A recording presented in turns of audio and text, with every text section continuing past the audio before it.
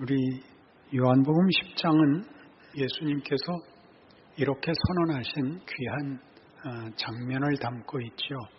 나는 선한 목자다.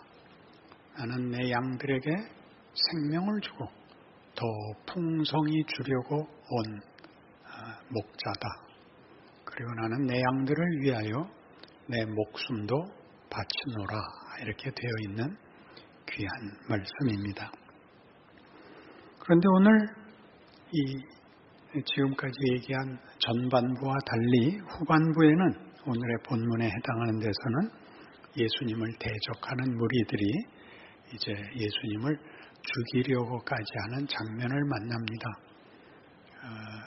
당시에 유대 사회의 종교적, 사회적 지도자들은 예수를 싫어했는데 그 이유는 자기들이 지도자로서 가지고 있었던 어떤 권위와 또는 가르침에 대하여 예수님이 대단히 심하게 지적하고 반대하고 나오고 다른 그동안 그들이 제시하지 못했던 진리와 생명과 구원에 대하여 하나님의 뜻을 설파했기 때문에 그랬습니다.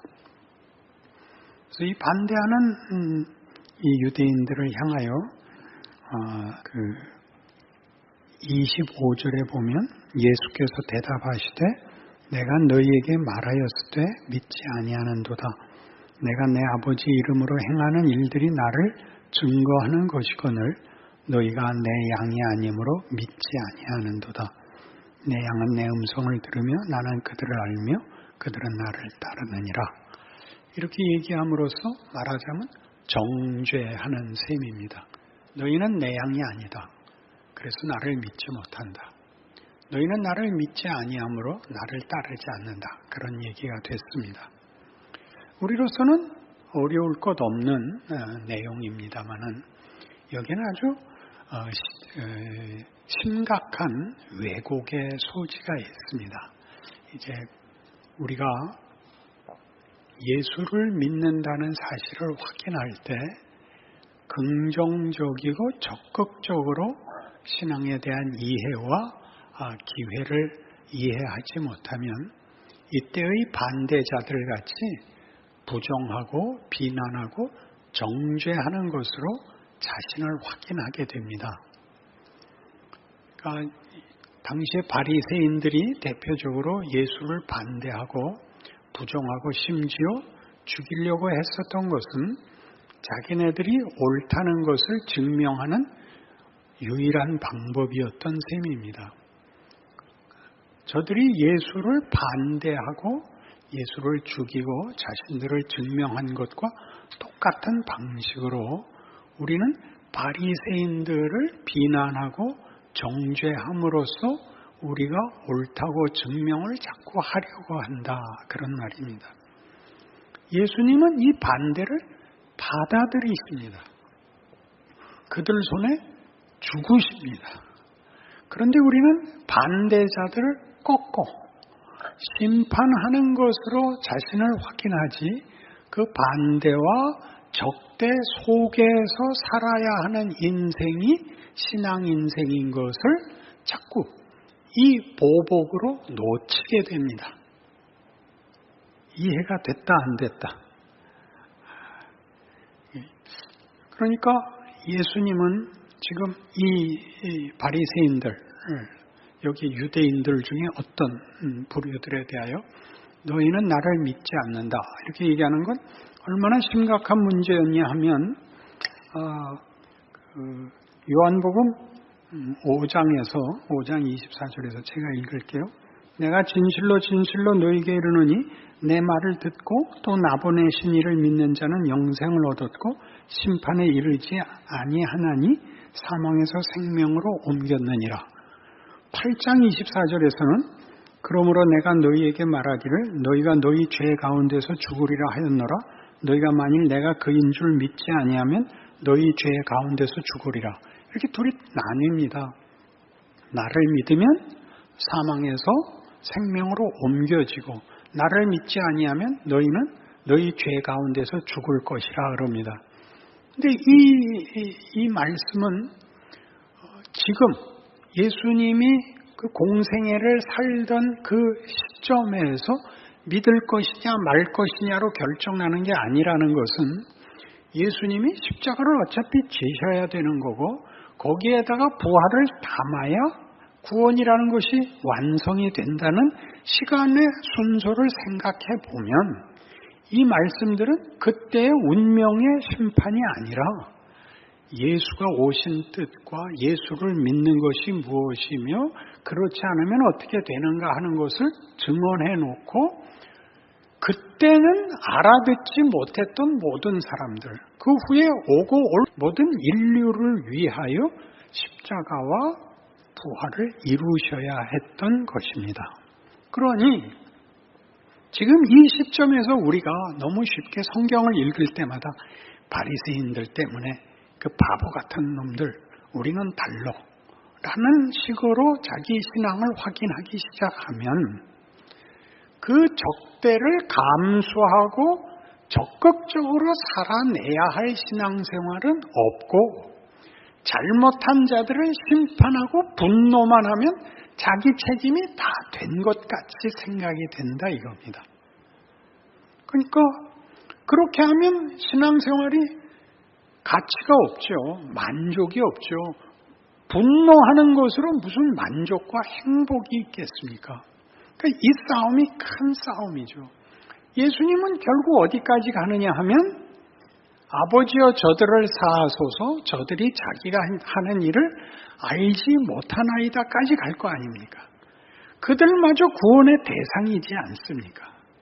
그런데 우리는 이미 그 전에 둘을 이분법으로 나눔으로써 믿은 자와 믿지 않는 자로 편을 가르는 바람에 그럼 뭐가 필요 없어지느냐면 예수님이 십자가를 질 필요가 없어지죠. 우리 모두에게도 그렇습니다.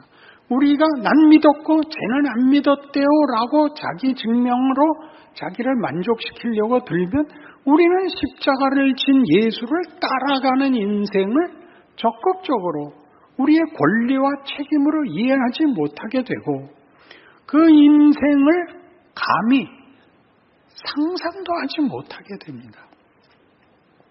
나는 옳고 쟤는 틀린데 왜 쟤는 편하게 살고 나는 힘듭니까만 남죠. 그렇죠. 그런 표정을 지으시니까 거기다 마스크까지 썼으니까 이 뭐 도대체 어디까지 쫓아오는지 알 수가 없죠. 요한복음 3장 이건 같이 찾아봅시다. 여러분 잘 아는 구절이지만 다시 한번 음미를 해보세요. 얼마나 굉장한 말씀인지. 요한복음 3장 16절입니다. 다 아는 내용이죠. 정말 알고 있을까요? 3장 16절로 같이 보죠. 하나님이 세상을 이처럼 사랑하사 독생자를 주셨으니 이는 그를 믿는 자마다 멸망하지 않고 영생을 얻게 하려 하심이라. 이건 아멘이죠. 그 다음부터는 제가 차근차근 할게요. 17절. 하나님이 그 아들을 세상에 보내신 것은 세상을 심판하려 하심이 아니요 그로 말미암아 세상이 구원을 받게 하려 하심이라. 이게 하나님의 뜻이에요. 모두 다 구원한다 이렇게는 말 못해요. 안 믿는 자들이 분명히 있고 지옥이 분명히 경고되고 있어요. 그러나 하나님의 뜻은 구원을 하자는 뜻이지 와서 둘을 가르자는 뜻은 아니에요. 안 믿는 자들을 혼을 내주러 온 게 아니라 구원받을 수 없는 죄인들을 구원하려고 왔어요. 이 방향과 의도를 아셨으면 또 18절을 또 볼게요. 그를 믿는 자는 심판을 받지 아니하는 것이요 믿지 아니하는 자는 하나님의 독생자의 이름을 믿지 아니함으로 벌써 심판을 받은 것이니라. 심판을 받지 않는 것과 심판을 벌써 받은 건 차이가 뭘까요? 천국을 갔다 지옥을 갔다라는 이분법이 아직 아니잖아요. 예수를 믿어서 죽은 다음에 눈을 떠보니 천국이었다. 예수를 안 믿어서 죽고 눈을 떠보니 지옥이었다. 이런 얘기가 아니라 지금 벌써 하거든요. 벌써 이미. 어떤 뜻이에요? 이 심판은 예수를 모르면 하나님의 창조의 목적과 하나님이 누구신가의 관계와 그 관계 속에서의 자기 정체성을 알지 못하면 그는 사망이 운명인 인생을 살 수밖에 없습니다. 그게 벌써 심판을 받은 것입니다. 인간이 인간다워지고 인생이 인생다워지는 아무런 가능성이 없습니다. 이 문제의 가장 심각한 인류 역사에 증거된 가장 중요한 사상이 자연주의입니다. 자연주의라는 것은 우리가 태어나서 살고 있는 이 정황, 이 환경, 원칙, 그 영역이 도대체 어떤 질서를 갖고 있느냐라는 데 대한 이해, 가장 대표적인 이해가 자연주의입니다. 자연주의라는 것은 우리가 자연에서 보는 질서입니다. 해는 동쪽에서 뜨고 여름은 덥고 심는 대로 거두고 그리고 약육강식이고 적자 생존이고 무한 경쟁입니다. 그리고 죽어야 됩니다. 모든 것이 순환하는 것 같고 의미가 없어 보입니다. 그래서 자연주의는 당연히 허무주의로 귀결됩니다. 허무주의. 그 체념이 그래서 삶을 무기력하게 만들기도 하고 반발하기도 합니다. 잘 살아봤자 뭐해? 열심히 살아봤자 뭐해? 정직해서 얻는 게 뭐야? 라는 분노가 일어나죠. 자폭, 그리고 아무에게나 하는 횡포로 드러날 수 있습니다. 근데 그것이 우리 모두가 살고 있는, 몸담고 있는 그 원칙 속에 있는 자연입니다. 자연 질서가 그렇습니다. 구원이란 이 질서가 사망으로 끝나는 것을 막고 거기에 영생을 담겠다 하는 것이 구원입니다. 그러나 세상에서는 메시아를 알지 못하면 사망에서 생명으로 갈 수가 없으니까 반발만 남죠. 어떤 반발? 실존주의적 반발. 죽음으로 끝나는 것을 뒤집을 수 없다는 것을 인정하고 살아생전에 책임 있게 살겠다. 내 인생은 내가 책임지겠다. 그래서 유행했던 말 기억나나요? 내가 결정한 것이기 때문에 나는 후회 안 해. 이런 말들이 한동안 매우 잘난 대사로 헐리우드 영화에 등장했습니다. 내 마음의 소리를 들어. 또 그 유명한 마이웨이가 있죠. 나는 그걸 내 식으로 했어. I did it my way. 굉장히 좋아하는 노래죠. 마피아 주제가입니다. 상대방이 말을 안 들어 거절할 수 없는 방법을 제시해, 거절할 수 없는 조건을 제시해. 그게 뭔데요? 총구를 들이대는 겁니다. 어떡할래? 거절을 할 수가 없죠. 그러나 이 실존주의가 허무주의에 반발한 것은 인간의 어떤 고상함, 기품을 나타내는 증거였을 것입니다. 그러나 답은 역시 없었습니다. 왜 없냐 하면 실존주의가 가졌던 내 결정이라는 건 내가 아는 이해 한도와 능력 한도에서밖에는 책임을 질 수가 없는데 살아보니까 나는 이 우주 속에서, 이 시간 속에서 너무나 아무것도 아니더라는 겁니다. 내가 분노해봤자, 내가 잘해봤자 세상이 변하거나 누가 보상을 해주지 않더라. 이 실존주의에서 심각한 딜레마가 되고 맙니다. 그래서 어떻게 되나요? 원망만 남죠. 둘 다 우리를 분노하는 결과를 초래합니다. 이것이 우리한테는 자연스러운 심성입니다. 그리고 예수를 믿었는데 뜻밖의 결론은 영생인데 현실에서 보상을 못 받기는 똑같습니다. 그래서 우리도 분노합니다. 우리도 분노해서 그 분노를 어떻게 하냐면 아무데나 폭력을 쓰는 분노가 아니라 안 믿는 것들을 저주하는 거죠. 이번 코로나 사건도 저 신천지 망한 거 봐. 이렇게 가는 것은 그리 잘난 선언이 아닙니다. 그건 어차피 지금 심판을 받든 나중에 심판을 받든 우린 그건 관심이 없습니다. 그게 문제가 아니라 교회가 신자들이 어떤 인생을 살아야 하는지를 심각하게 생각해야 되는 것입니다. 이런 누구의 책임도 아닌, 누구의 잘못도 아닌, 그러나 아무도 답을 낼 수 없는 이런 위기와 공포 속에서 예수를 믿는다는 것 무슨 뜻이야? 어떤 일을 할 수 있어? 우리가 할 수 있는 건 뭐야? 라고 해야죠. 정치, 경제, 사회에다 대고 답을 내라 그러시면 안 되죠. 교회가 답을 내야죠. 교회가. 우리가 그 답을 추구해야죠. 최소한. 어떻게 사는 거야? 우린 이 잘난 소리 많이 했잖아요. 우리 옛날에 다 핍박받을 때 순교했어. 그거는 왜 하죠? 죽었으니까. 변경될 수 없으니까. 부러워하죠. 그리고 칭찬하죠. 왜요? 유명해졌으니까. 영어권에서, 기독교 문화권에서는 애들 이름을 요한을 제일 많이 걸죠. 이름을 많이 쓰죠.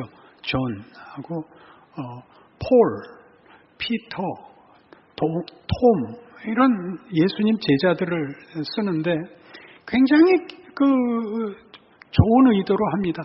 다 순교당했다는 건 아나요? 도마는 인도까지 가서 죽었습니다. 다 순교당합니다. 처절하게 살지요. 기쁘게 처절하게 삽니다. 왜 우리 한국 기독교는 복이라는 말이 이렇게 치사해져 가지고 이런 거스름이나 무지에 이렇게 직면했을 때 꼼짝도 못하는지 모르겠어요. 무슨 신앙생활이 그래요? 당연히 오해받죠. 너희는 예수를 믿는다며. 그럼 최소한 너희는 안 걸려야 되는 거 아니야? 그쯤은 비난을 받는 거예요. 예수님 보고 뭐라 그랬는데요? 네가 남의 생명은 구하고 네 생명은 왜 못 구하냐? 네가 하나님의 아들이 오면 또 내려와 보라 까지 가는 거잖아요. 모르잖아요. 뭘 화를 내겠어요? 저 새끼 아가리를 찢어주십시오. 왜 그렇게 해요? 왜 무슨 신앙생활이 있다오냐 이거죠. 목사님 진정하세요. 네. 자, 그러니까 잘 생각해 보세요. 우린 위대한 걸 놓치고 있단 말이에요. 위대한 걸 놓치고 치사한 걸로 신앙을 증명하니까 우리 스스로가 힘이 없잖아요. 자기가 알잖아요. 자기가 스스로가 다 알잖아요. 예수를 믿는 게 뭐 이렇게 실력이 없을까요? 담대하다는 게 나는 아무렇지도 않아 그러라는 거 아니에요. 로마서 10장에서는 이렇게 놀라운 얘기가 나옵니다. 로마서 10장 16절 이하를 제가 읽어드리겠습니다. 그러나 그들이 다 복음을 순종하지 아니하였도다. 이사야가 이르되 주여 우리가 전한 것을 누가 믿었나이까 하였으니 그러므로 믿음은 들음에서 나며 들음은 그리스도의 말씀으로 말미암았느니라. 그러나 내가 말하노니 그들이 듣지 아니하였느냐? 그렇지 아니하니 그 소리가 온 땅에 퍼졌고 그 말씀이 땅끝까지 이르렀도다 하였느니라. 그러나 내가 말하노니 이스라엘이 알지 못하였느냐? 먼저 모세가 이르되 내가 백성 아닌 자로서 너희를 시기하게 하며 미련한 백성으로서 너희를 노엽게 하리라 하였고 이사야는 매우 담대하여 내가 나를 찾지 아니한 자들에게 찾은 바 되고 내게 찾지 아니한 자들에게 나타났노라 말하였고 이스라엘에 대하여 이르되 순종하지 아니하고 거슬러 말하는 백성에게 내가 종일 내 손을 벌렸노라 하였느니라. 이게 무슨 뜻이에요? 보세요. 이사야 53장에 나오는 메시아에 관한 예언 중에 메시아가 오면 세상이 영접할 거라고 생각하느냐? 환영할 거라고 생각하느냐? 아니, 전혀 이해하지 못할 거다. 거부할 거다. 우리의 전한 것을 누가 믿었느냐? 여호와의 팔이 네게 나타났느냐? 아무도 몰라봤다는 거죠. 그러나 예수님이 오신다고요. 여기 계속 얘기하죠. 모세가 얘기하기를 이스라엘 백성이 뭐라 그랬다고요? 너희들이 제대로 하나님을 섬기지 못할 것이기 때문에 하나님이 이방을 불러서 너희를 시기하게 하겠다. 이방은 지금 우리 오늘 본문식으로 얘기하면 바리새인들을 먼저 불러서 먼저 믿었다고 큰 소리치는 우리를 시기나게 하겠다. 그렇게 얘기합니다. 우리가 생각하는 이분법을 훌쩍 넘어서죠. 우리가 모르는 거 많습니다. 하나님의 일하심의 크기, 하나님의 은혜의 그 권능에 대하여 우리는 마음에 쉬운 분노, 쉬운 심판을 내려놓고 두려움과 그 긍휼하심에 대한 깊은 감격으로 말없이 우리의 인생을 살아내야 됩니다. 여기를 사는 것이 한국교회는 별로 소개되지 않고 있습니다. 이스라엘 보고 뭐라 그랬다고요? 21절 이스라엘에 대하여 이르되 순종하지 아니하고 거슬러 말하는 백성에게 내가 종일 내 손을 벌렸노라. 포기하지 않고 거부하고 딴소리하고 우상 섬기는 내 백성을 나는 한 번도 외면하지 않았다. 나는 한 번도 내 팔짱을 끼지 않았다. 나는 내 팔을 벌리고 내 품을 열어놓고 있었다. 이렇게 선언했다는 것입니다. 같은 로마서 11장에 가면 29절 이하에 하나님의 은사와 부르심에는 후회하심이 없느니라. 너희가 전에는 하나님께 순종하지 아니하더니 이스라엘이 순종하지 아니함으로 이제 긍휼을 입었는지라. 이와 같이 사람들이 순종하지 아니하니 이는 너희에게 베푸시는 긍휼로 이제 그들도 긍휼을 얻게 하려 하심이라. 하나님이 모든 사람을 순종하지 아니하는 가운데 가두어 두심은 모든 사람에게 긍휼을 베풀려 하심이라. 순종하지 아니하는 것을 용납하십니다. 바리새인들 욕할 게 없다고요. 지금 나쁘게 노는 놈들을 심판하지 마시라고요. 먼저 믿었으면 나도 불순종하는 시간을 하나님이 허락했고 항복을 받아내셨고 그리고 앞서 걷게 하셨다. 저 말 안 듣는 것들도 하나님이 긍휼함으로 완성시킬 것이라고 하나님의 약속을 나는 믿는다. 라는 관대함, 신앙의 크기로 담아내지 못하면 우리는 아까 얘기한 자연주의와 실존주의에서 본 바와 같은 이 체념, 이 실망이 가지는 분노에서 벗어나지 못합니다. 그러면 예수를 믿었으나 분노는 동일한 분노가 되고 맙니다.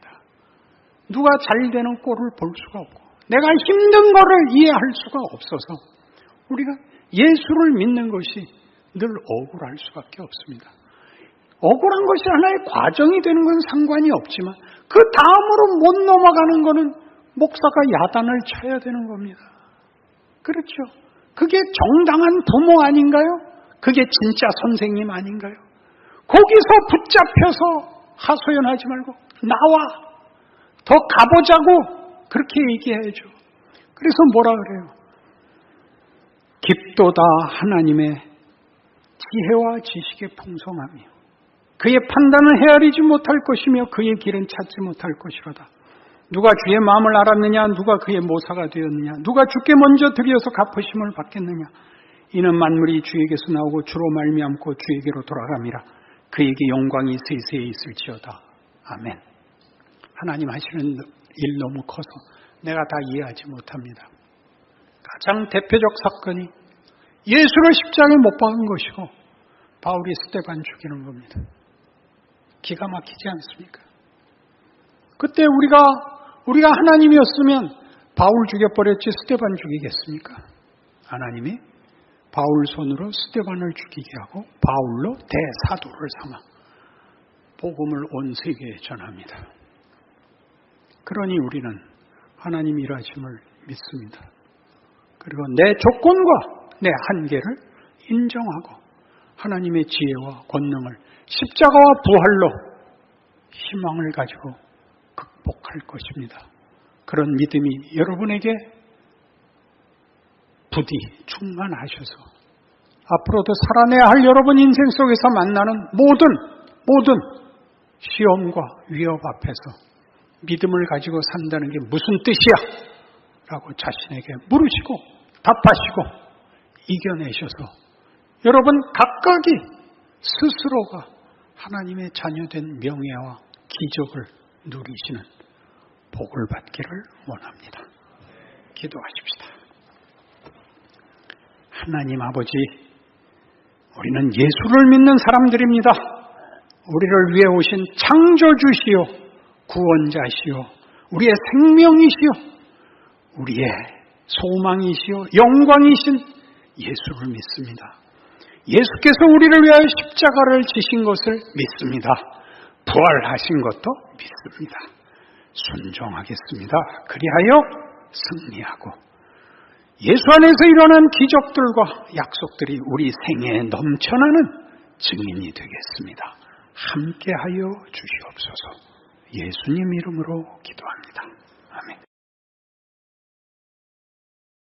포로기가 그 역사적 배경인 이스라엘 백성이 바벨론의 포로가 되어 이방 나라의 종노릇하고 핍박을 받고 괴롭게 살던 때 하나님 앞에 울부짖던 기도입니다.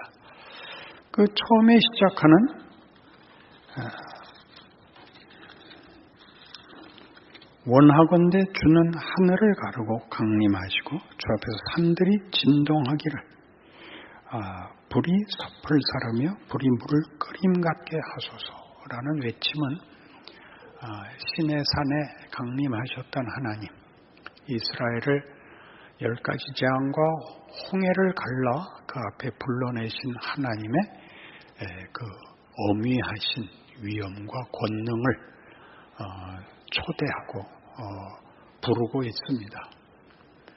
욥기에서 욥의 마지막 그 막바지에 폭풍 속에 나타나신 하나님같이 맹렬하게 그 자신의 자식을 위하여 뛰어드는 부모같이 그 온 정성을 향하여 맹렬히 찾아오시는 하나님을 여기서는 부르고 있습니다. 이 노예된 것, 이 우리가 비참한 꼴을 당하는 것이 우리의 잘못인 것을 우리가 압니다. 우리가 하나님께 이들을 심판해달라고 요구할 자격이 있어서 그러는 것이 아닙니다. 그러나 하나님 생각해 보십시오. 하나님은 하나님이시지 않습니까? 이렇게 얘기하는 겁니다. 우리가 잘못해서 이렇게 됐습니다. 어떻게 됐죠? 6절에 보듯이 무릇 우리는 다 부정한 자 같아서 우리의 의는 다 더러운 옷 같으며 우리는 다 잎사귀같이 시들므로 우리의 죄악이 바람같이 우리를 몰아가나이다. 우리 잘못입니다. 그러나 8절 여호와여 이제 주는 아버지시니이다. 우리는 진흙이여 주는 토기장이시니 우리는 다 주의 손으로 지으신 것이니이다. 주여 주의 크신 이름을 기억하시며 또 우리를 찾아와 여기까지 지키신 하나님의 과거의 행적, 과거의 역사하신 것들을 우리로 기억해 하셨으면, 우리로 유산으로 갖게 하셨으면 그런 하나님의 권능과 찾아오심과 기적들이 헛되게 하셔서는 안 됩니다. 그것은 하나님 되시는 영광이며 책임입니다. 이렇게 다그치듯이 간절한 기도를 올립니다. 우리 하나님의 자녀로 부름받고 구원을 받은 이후에 우리가 가장 놀라는 것은 하나님이 구원을 왜 십자가로 했을까 하는 것과 이 반복되는 인류의 이 파행들, 실패들은 도대체 무슨 이유일까? 어떤 뜻을 가질까? 게다가 잘 믿고 헌신을 해도 보상을 받지 못하는 신앙 인생을 걸어야 하는 건 도대체 무슨 뜻일까? 하는 것들이 신자들에겐 중요한 물음입니다. 그러니 우리는 하나님이 어떤 분인가에 대해서 근본적인 의문을 제기할 수 있습니다. 하나님이 누구신가가 우리를 사랑하시고 천지를 지으시고 우리를 위하여 그 아들이 십자가에 죽어야 했던 그 하나님이시라면, 나를 그렇게 위하신다면 과거에 일어났던 일과 상관없이 지금 내게 그 보상이 확인되어야 할 것 아니냐 하는 질문은 당연한 것입니다. 그런데 현실엔 답이 없습니다. 바벨론 포로가 일어났을 때 이스라엘 내에서의 여러 선지자들의 경고가 있었습니다. 북왕조 이스라엘에서는 호세아라는 라는 중요한 선지자가 있었고 남왕국에는 이사야와 예레미야가 있었습니다. 그럼에도 불구하고 하나님이 이스라엘을 바벨론에 내줍니다. 예루살렘 성이 회파되고 전 국민이 사로잡혀가고 무엇보다 하나님을 모시던 성전이 회파되고 모욕을 당하는데 하나님이 그 일을 하십니다. 그러니까 이 일은 이 역사적 사건의 중요한 문제점은 하나님이 자기 이름을 두시고 임재와 영광으로 약속하셨던 성전이 파괴되고 수치를 당하는 일을 하나님이 하시겠냐, 이렇게 생각해서 굉장한 근거 없는 낙관주의가 늘 있었습니다. 북왕조는 다윗 왕가에 약속한 집안에서 왕을 잇지 않고 잘라져 나간 10지파가 그때마다 폭력으로 왕위를 찬탈하는 변란들에 의해서 왕조가 이어지지만 남왕국 유다는 쭉 다윗 왕가에서 그 자손들이 왕위를 잇습니다. 그것이 다윗에게 했던 너희 왕권이 영원하리라를 우리도 보고 있고 지키고 있다. 게다가 예루살렘 성전을 우리가 가지고 있다 하는 것들로 설마 했는데 하나님은 그 설마를 깨셨습니다. 그때도 그럴 리가 없다. 예레미야의 애끓는 경고에도 불구하고 그럴 리가 없다. 너 그딴 소리 하지 마라. 하나님을 뭘로 보냐? 이렇게 반발했던 당시의 지도자들이고 국민들이었는데 정말로 그 사건이 일어났고 그 사건이 일어나자 절망과 막다른 골목에서 이게 뭔가라는 질문은 당연하죠. 하나님은 내가 기대하고 알고 있던 그 하나님이 맞나? 우리는 어떻게 되는 건가? 그러니까 그 하나님을 내가 경험한 하나님, 내가 겪은 시대뿐만 아니라 거슬러 올라가서 이 약속, 이 성경, 들려준 모든 역사를 되짚어보게 되죠.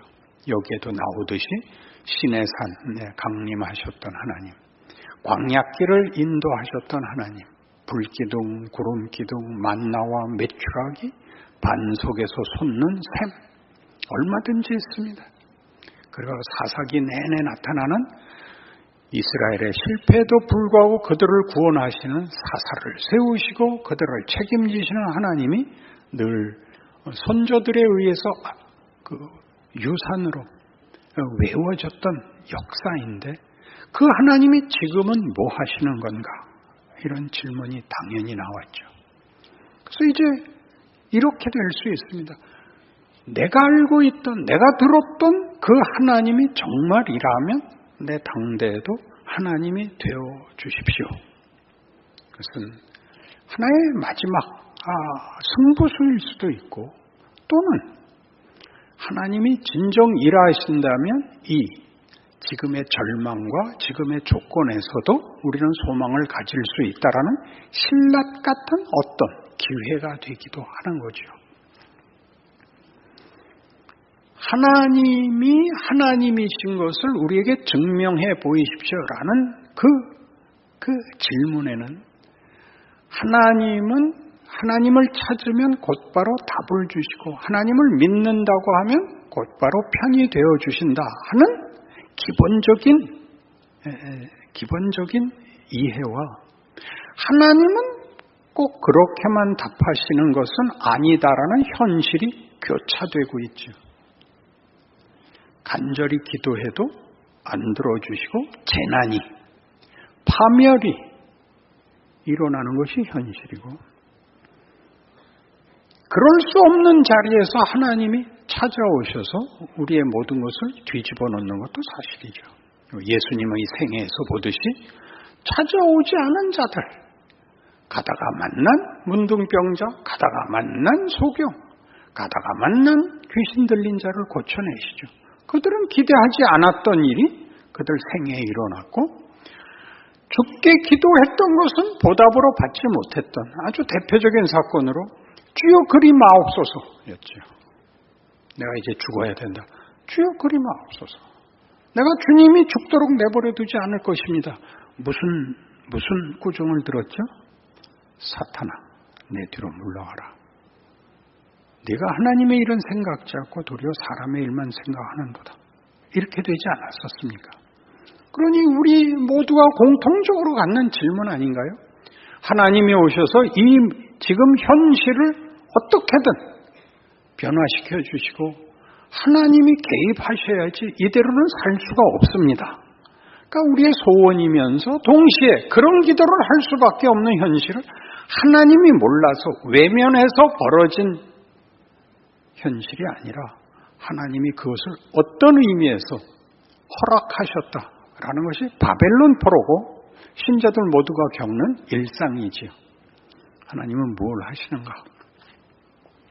다시 질문으로 돌아오게 됩니다.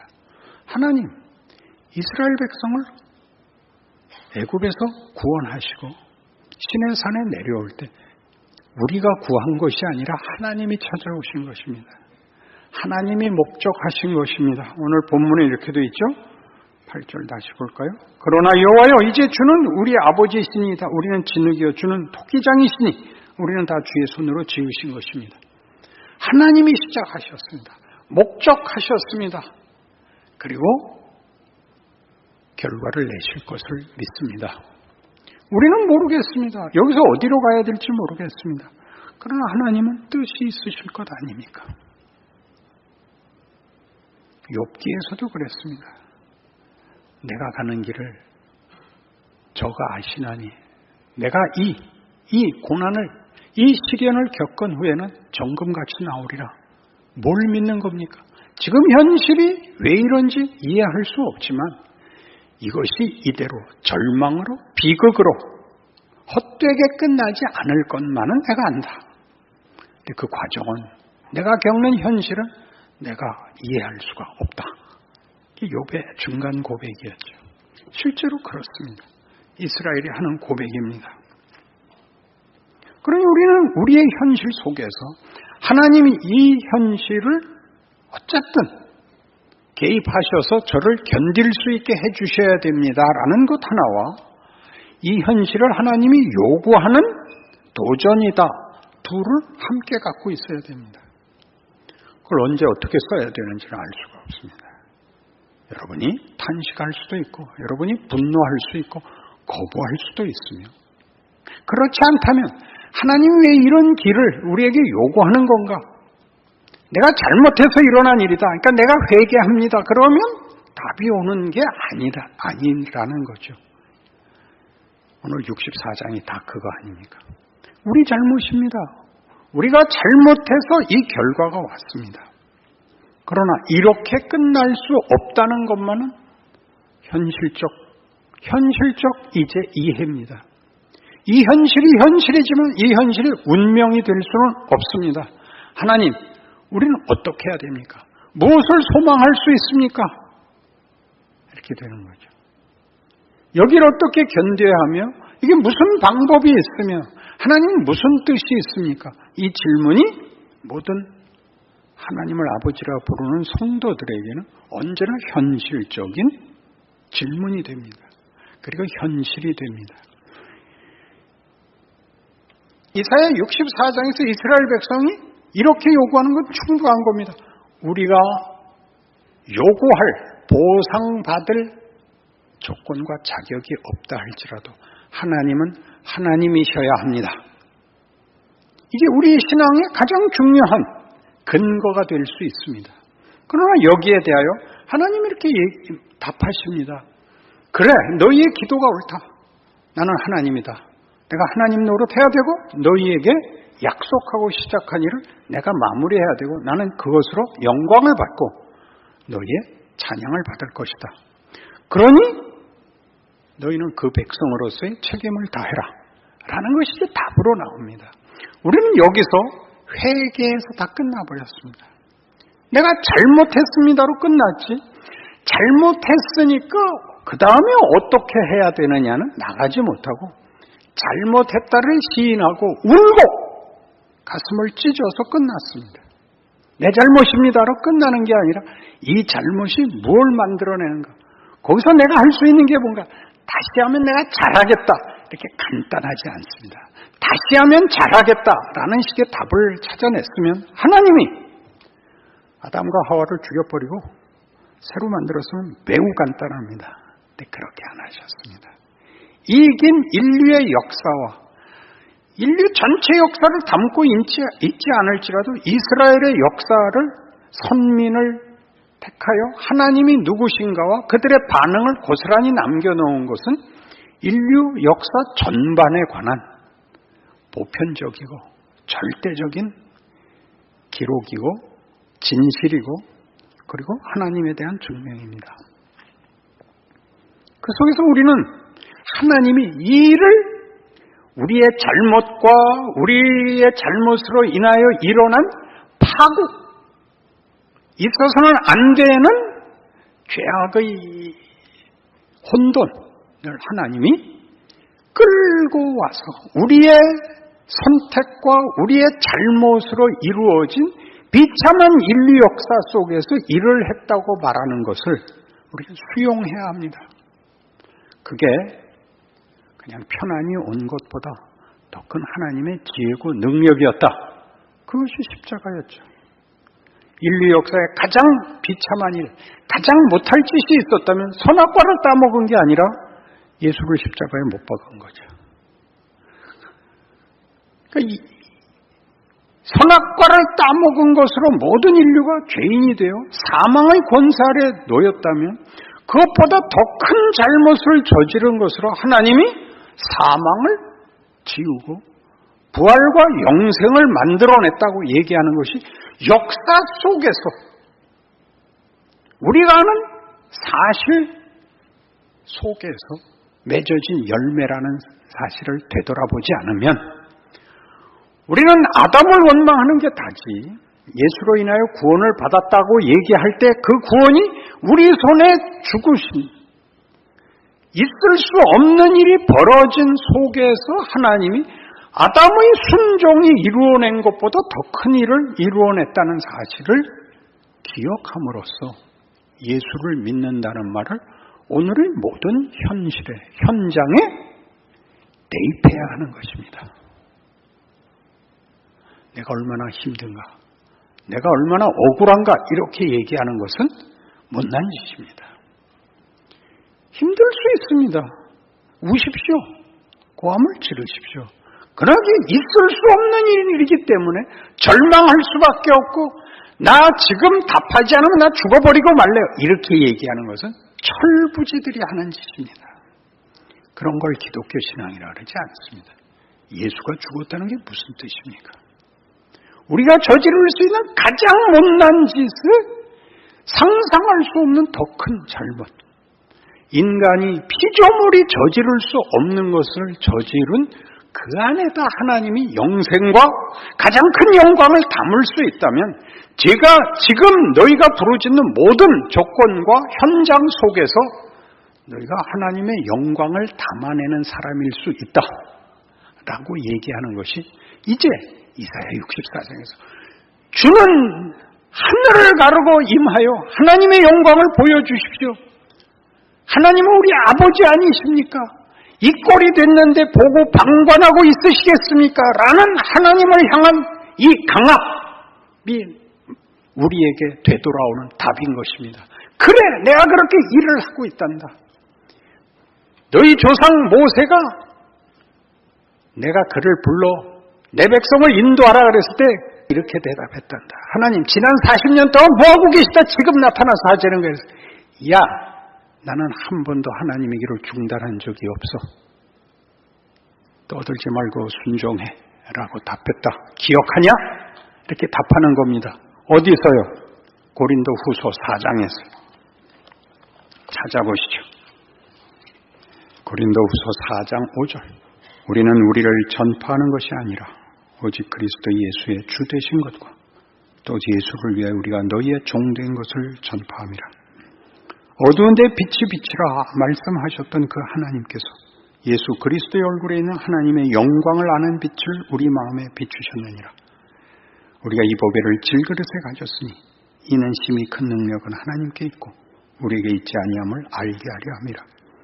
우리가 사방으로 우겨쌈을 당하여도 쌓이지 아니하며 답답한 일을 당하여도 낙심하지 아니하며 박해를 받아도 버림받아 되지 아니하며 거꾸로 뜨림을 당하여도 망하지 아니하고 우리가 항상 예수의 죽음을 몸에 짊어지면 예수의 생명이 또한 우리 몸에 나타나게 하려 함이라.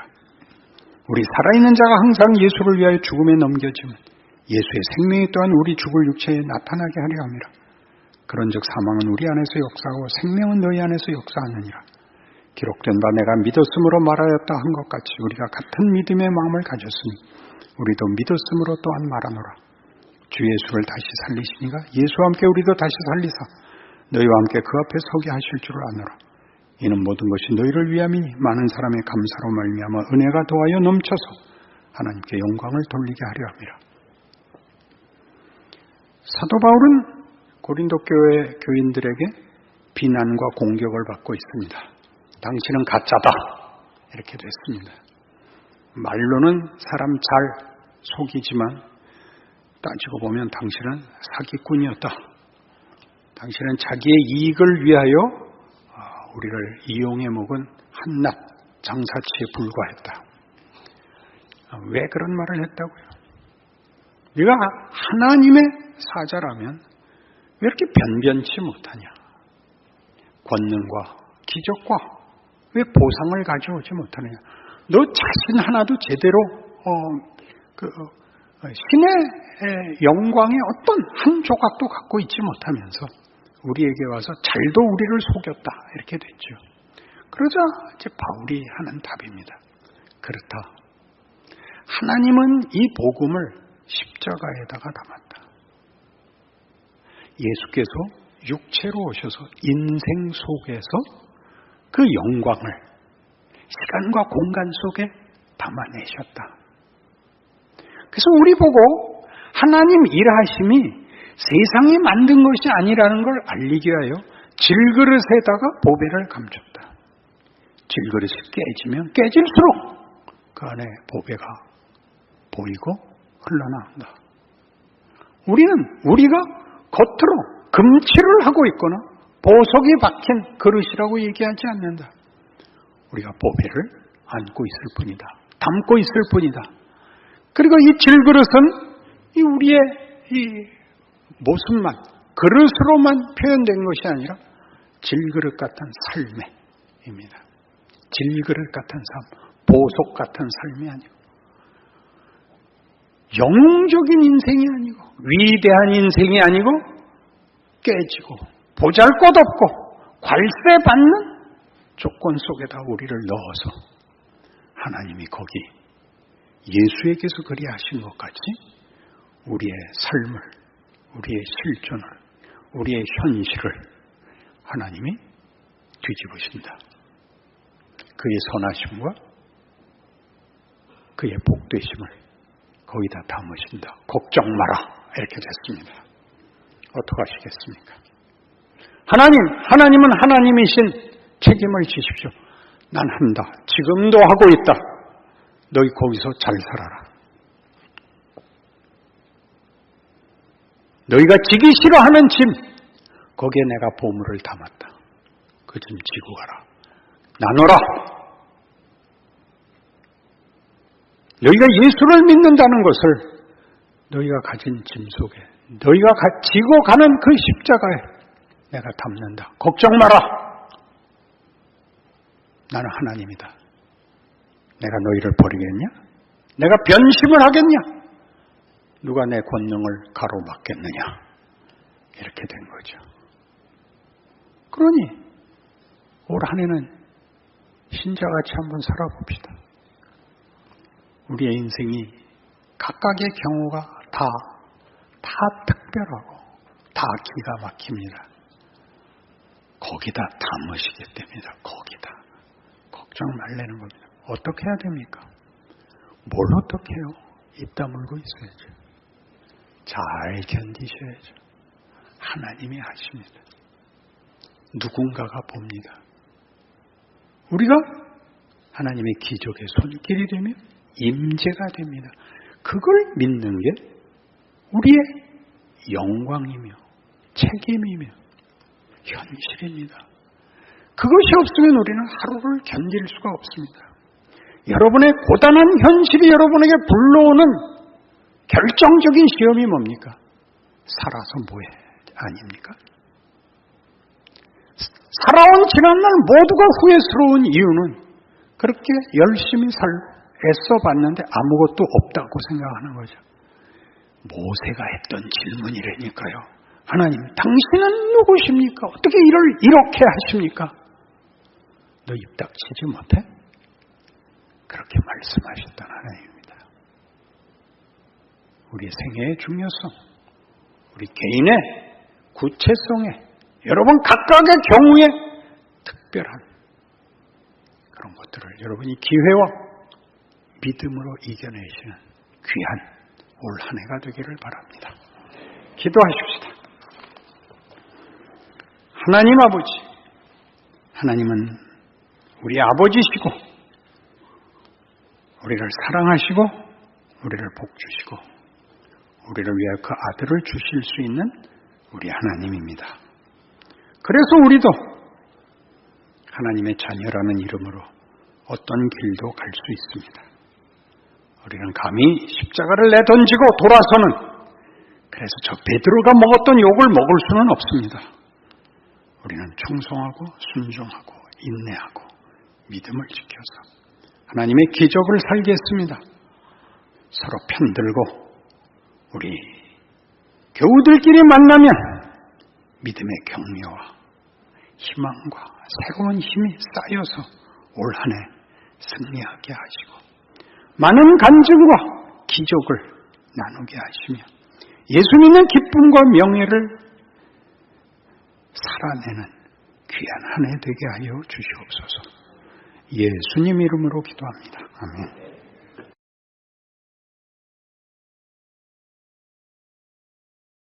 이 강의를 하면서 반복해서 이제 확인해야 되는 것이 하나님의 일하심이 시간과 공간 속에 있다는 것, 제한을 받으시는 것이 아니라 구체화하신다는 것입니다.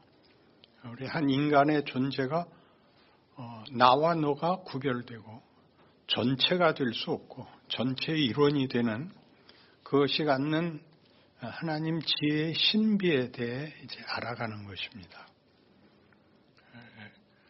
우리가 아브라함과 이삭에서 구약 역사 속에서 성경이 하고 싶은 말은 하나님이 우리에게 복을 주시기를 원한다. 게다가 복의 근원이 되기도 한다.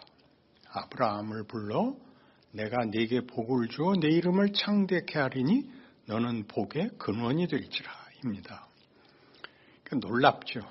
복을 받는 정도가 아니라 복을 생산하는, 나누는 존재가 되게 하겠다. 이것이 하나님이 인류에게 가진 목적입니다.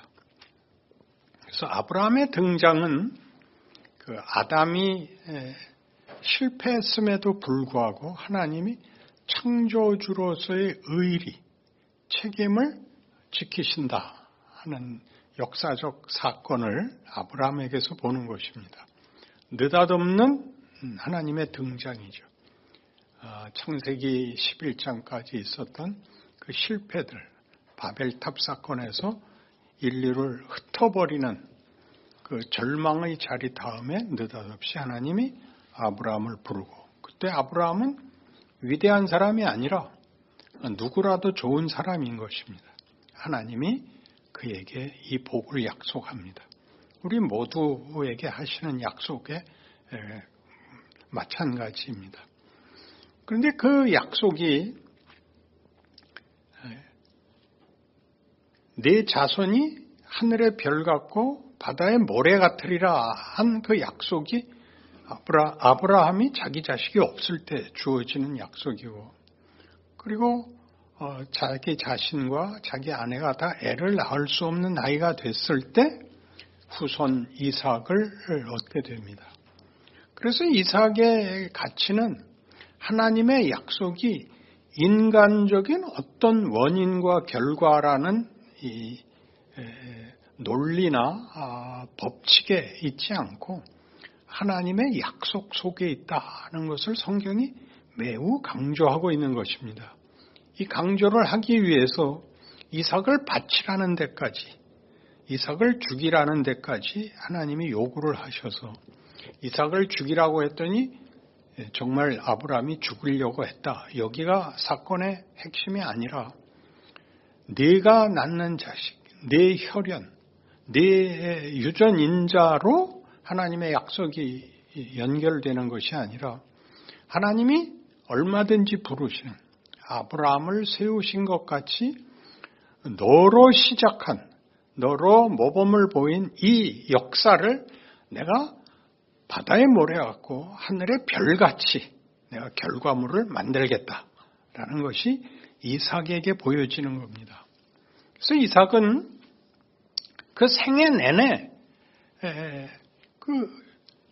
하나님의 뜻과 어긋나는 행위로만 소개되고 있습니다. 가장 쉽게는 그 쌍둥이 애를 낳는데 에서와 야곱을 낳는데 에서를 사랑하고 하나님이 야곱을 통해서 일한다는 사실을 그는 깨닫지 못합니다. 그 무슨 잘잘못의 문제가 아니라 야곱은 차남으로 태어나는데 쌍둥이인데 날 때 차남으로 형 발꿈치를 잡고 나오죠. 장자의 명분을 얻기 위해서. 이것은 당시 사회에서 역사적 고대 사회에서 모든 그 가문에 속한 것이 장자에게 넘어가듯 장자에게만 그 상속이 됐던 시대상에서 야곱이 그 장자의 명분을 얻으려고 애를 썼던 노력과 상관없이 그걸로는 장자가 되지 못하고 차남으로 태어날 수밖에 없고, 그래서 그는 생애 내내 그 상속권을 뺏기 위해서 치열하게 별짓을 다하는, 거기에 이삭이 그런 거에 아랑곳 없이 이런 이해나 분별이 없이 에서를 사랑하고 마지막에 늙고 죽을 나이가 됐을 때도 에서에게 그 양식을 만들어 오라 하고 너를 축복하겠다 그러고, 자신은 에서에게 축복을 했는데 알고 보니까 야곱이었고, 그래서 이삭은 놀랍니다. 이런 이삭의 그 분별이 없는 것들이 성경이 무엇을 강조하려고 그러는 것인가, 어떻게 그 약속이 후손에게 연결될 때에 우리가 아는 식으로 그 약속이 후손에게 전달되는 것이 아니라 창조 사역이 하나님의 역사 내내 이 우주와 역사 속에서 하나님이 계속 일하고 계신다. 새삼스럽게 자기 백성을 부르신다. 이렇게 이삭에게까지 분명하게 그 자신은 연속성이 없고 모든 걸 이렇게 단절하게 만들었던 사람인데 하나님은 그 속에서 낳을 수 없었던 사람, 죽여버린 사람, 그 후손 중에서도 또 하나님은 태어날 때부터 큰 자가 작은 자를 섬기리라 했으나 본인은 영 말을 못 알아듣는 그 행동들을 보이고 있는 것입니다. 그래서 이런 느닷없는 아브라함에게 한 축복들이 창조주께서 창조 사회에 대하여 계속적으로 창조자로서 그 목적과 과정을 쥐고 있는 그것을 성경은 자꾸 강조하고 있습니다. 하나님이 일하고 있다. 그 약속을 지키고 있다. 그 이삭이 아브라함이 낳을 수 없는 걸 낳은 것 같이 아무든지 내가 불러 새삼스럽게 세운다. 너희들이 가진 것을 물려주는 것으로 되는 것이 아니라 그것은 거듭되는 창조 사역으로 내 후손들이 바다의 모래 같고 하늘의 별 같고 모든 족속이 너를 인하여 복을 얻는, 아브라함을 부른 것 같이 모든 족속을 부르겠다. 이렇게 아주 장대하게 열리는데 후손으로 오면 올수록 이제 아브라함의 그 계열에 속해야 되고 이스라엘 민족으로 얘기하면 아브라함과 이삭과 야곱의 조상을 가진 그래서 선민으로 이렇게 국한되는 그다음에 율법으로 이렇게 조건이 되는 이런 것으로 자꾸만 성경이 얘기하고 싶은 하나님의 창조 사역의 반복에 대한 이해가 보통 희미합니다. 그래서 야곱은 무슨 가르침 속에 있는 존재냐 하면 창세기 28장에서 야곱은 그 장자권도 뺏었죠. 아버지한테 축복도 뺏어냈죠. 그래서 에서가 죽이려고 그래서 목숨을 보존하기 위하여 외삼촌 라반에게 피난을 가는 그 길이 묘사되고 있습니다. 베델이라는 장소를 지나갈 때 잠을 자는데 하나님이 나타나시죠. 너 누운 곳을 네게 주겠다. 네가 어디로 가든지 내가 너와 함께 하겠다. 그리고 내가 약속한 것을 다 이루기까지 너를 떠나지 아니할 것이요. 이 땅으로 너를 돌아오게 하겠다. 하는 약속이 주어집니다. 그럼 약속을 주셨으면 그 약속을 그냥 결과로 주시지 않고 왜 20년이라는 타향살이를 하며 거기서도 악착같이 살다가 결국 외산촌 집에서도 이제 더 이상 버틸 수가 없어서 도망갈 데가 없어서 고향으로 올 수밖에 없고 고향으로 오니까 이제 앞에 정탐꾼을 먼저 보냈겠죠. 형이 야곱이 돌아온다는 소식을 듣고 그 자기 휘하에 말하자면 그 무력을 가지고 나옵니다. 그런 20년 생활이 헛된 약복나루에서 어떻게 해서든지 형의 마음을 누그러뜨리기 위해서 재산을 나누어 양떼와 많은 가축들을 앞서 선물로 보내고 심지어 자기 처자들도 앞서 보내며 마지막에 홀로 남아서 밤을 새며 고민하는 그때 하나님이 야곱에게 나타나시죠. 그와 씨름하십니다. 그러니까 이 씨름의 핵심은 다 이겁니다. 야곱이 하나님께 약속을 받아갖고 있지만 그 약속은 이제 우리 역사의 고대사에서는 어느 역사에서나 어느 사회에서나 보이는 가치 이상을 가질 정신적 수준이 없죠. 그러니까 고대 사회의 신이라는 것은 다 자신이 요구하는 최소한의 안락함을 누리기 위해서 신이 등장을 하고 신에게 보상을 받는 주문이 생기고 그 매개자로서 무당이 서고 하는 것이죠. 그런 과정이 왜 요구되느냐 하면 그렇게 인류를 놓고 보자면 그때는 유아기에서부터 하나님이 유아기인 인간, 인류, 그 다음에 조금 더 큰 인류, 조금 더 성장한 인류, 말하자면 사사기 같은 데서 보면 사춘기 같은 인류, 그 다음에 그거보다 좀 더 큰 인류를 놓고 그래서 신약 시대에 와서 예수님까지 오시고 교회 시대쯤 오면 과거의 역사 속에서 어떻게 하나님이 인류를 다루셨는가 그리고 무슨 답이 하나씩 나오는가 반복되는 게 아니라 성장해 나가는 모습을 보게 됩니다. 그것이 한 인간의 신앙생활 현실 속에서 이렇게 모두에게 반복됩니다. 그래서 대부분의 신앙인들은 이런 역사적 사건에 대한 이해의 부족이 무엇에서 나오느냐 하면 신약시대의 성도들은 다 시작이 이렇게 조상이나 무슨 사회, 국가의 유산이 아니고 예수와 만나서 시작을 합니다. 여러분 모두가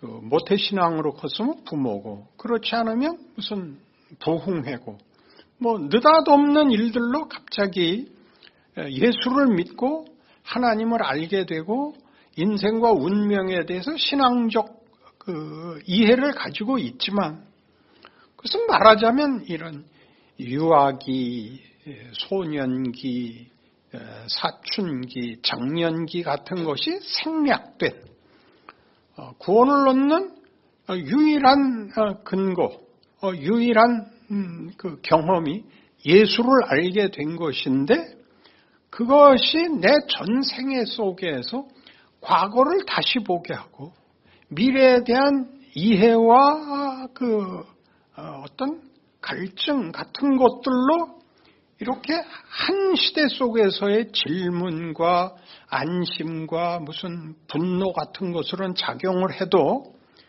그럼 내 인생은 뭐야? 이렇게 구약으로 돌아가서 이스라엘의 역사를 보고 교회 신약 시대에 와서 예수님이 오시고 교회 시대가 열렸는데 거기서 교회 사는 어떤 과정을 지나왔는가 하는 유익을 얻는 일들, 역사적 신앙관에 대해서는 대부분 무지합니다. 그러니까 구약을 봐도 잘했네, 못했네 판정을 내리면 그만인 거죠. 구약을 이렇게 잘했네, 못했네로 보면 그 말이 안 되죠. 우리나라 역사만 해도 이제 우리나라 역사가 우리 삼국 시대부터 시작을 해서 통일신라, 고려, 조선, 그리고 일제강점기, 그리고 자유민주주의라는 데까지 왔는데 그때 이랬으면 더 좋았을 텐데 라는 말은 무의미합니다. 역사에서. 왜 그랬나? 그래서 무슨 결과를 얻었나? 그래서 어떻게 해야 되는가?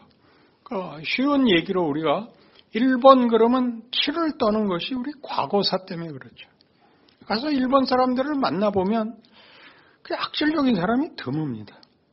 매우 성실하고 정직하고 굉장히 괜찮은 사람들인데 과거로 인해서 무조건 한일전이 붙으면 질 수 없죠. 대가리가 깨져도 갖다 박는 수밖에 없는. 그래서 예전에 김호, 김정남 시대에 가마모토라는 일본의 유명한 센터포드가 있었습니다. 아주 뛰어난. 그래서 월드 베스트 11을 뽑을 때 뽑힐 만큼 그 시대 60년대 아주 위대한 선수였는데 이세연이라는 골키퍼만 나오면 센터포드를 안 보고 라이트 윙으로 갔습니다. 이세연이 센터포드가 들어오기만 하면 공과 상관없이 패버려서 그럼 대부분 골키퍼하고 공격수하고 부닥치면 골키퍼 편을 들어줍니다. 심판이. 그래서 그 가마모토가 우리랑 할 때만은 센터포드를 못 봤습니다.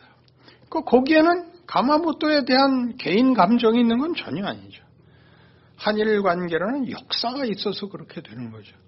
이제 지금쯤 오니까 이제 역사가들이 그런 민족주의적 역사관을 가지는 거는 안 된다. 세계사와 함께 봐야 된다. 그러니까 이제 우리가 해야 되는 교훈은 나라가 튼튼해야 된다입니다. 나라가 튼튼하려면 국민 모두의 수준이 올라와야 됩니다. 무슨 훌륭한 위인 하나 나오고 그러니까 요즘 안중근 얘기가 다시 나오는데 안중근 같은 사람이 나와서 누구 하나 죽이면 되는 문제가 아니라 이 민도가 올라가야 된다라는 건 이제 알만한 사람은 다 아는 시대에 왔습니다. 그럼 기독교 신앙도 그렇습니다. 기독교 신앙이 역사를 보고 배우는 수준, 나 하나의 행불행 혹은 만족과 불만이라는 문제에 서 있는 것이 아니라 기독교는 처음부터 이렇게 시작한 것이거든요. 하나님은 누구신가? 그럼 난 뭔가? 이제 기독교인으로 묻는 겁니다. 기독교인이 아니면 하나님을 따지지 않죠. 인간이란 뭔가? 어디서 왔다 어디로 가는가? 인생에서는 무엇을 해야 되는가? 이렇게밖에 묻지 못한다면 기독교 신자가 된다면 최소한 하나님에 대한 인식이 있고 하나님의 자녀, 구원을 얻었다라는 그 이해는 있는데 그런데도 현실은 막막하죠. 도대체 이 현실은 뭘 하려는 건가? 이렇게 분명한 건 하나도 없이 막막한 속에 두는가? 그때 이제 역사를 보듯이 구약을 보고 하나님은 창조주시며 복을 주시기를 원하는데 그 복은 우리가 크기를 바라는 것입니다. 우리한테 평탄한 결과를 주는 것이 아니라 우리가 철이 들기를 바랍니다. 기독교 신앙의 가장 중요한 주제는 자유입니다. 자유란 뭐냐 하면 우리 보고 자발적인 선택, 고백, 순종을 하려는 거죠. 순종은 하나님이 하자는 대로 하겠습니다가 순종이 아닙니다. 하나님이 하려는 대로 하겠습니다가 뭐냐? 네가 커라 그러는 겁니다. 크려면 모든 경우에 안전장치와 안심이 확보된 것으로는 선택이라는 것, 책임이라는 것이 존재할 수가 없습니다. 여러분이 선택을 하려면 갈등이 있어야 되고 이해관계와 어떤 경험과 그리고 시행착오와 후회 같은 것들이 있어야 분별이라든가 지혜라든가 선택이라든가 책임이라는 것이 줄줄이 엮여 나오지 그냥 만수무강으로 다 떼어버리듯이 제 인생을 그저 복되게 하옵소서 하나님이 하자는 대로 다 할 테니까 저한테 고민거리 주지 마십시오. 이렇게 넘어가면 하나님이 펄펄 뛰시는 거죠. 야 임마 너 훌륭해지라고 내가 고생하지. 내가 너한테 무슨 덕을 보겠다는 거냐. 그게 우리 부모들이 자식들에게 평생 한 말 아닌가요? 자라면서 부모에게 들었고 이제 자식들에게 하는 얘기죠. 네가 잘 되는 게 내 소원이다. 내가 잘 되게 하기 위해서는 내가 무슨 희생이라도 무슨 손해라도 볼 수 있다. 그게 부모가 자식한테 하는 말인데 자식은 못 알아듣는 거죠. 그게 구약 역사요. 신약 역사인 것입니다. 그래서 이제 철이 들어야 되는 거죠. 많은 시행착오 끝에 철이 드는 거죠. 인간이란 하나님이 사랑과 믿음을 나누자고 상대를 하자고 그 상대가 되려면 대등한 지위에 올라와야 된다고 하나님이 우리를 목적하고 있다는 걸 아는 거죠. 나중에 자식이 부모한테 효도하는 일은 뭐죠?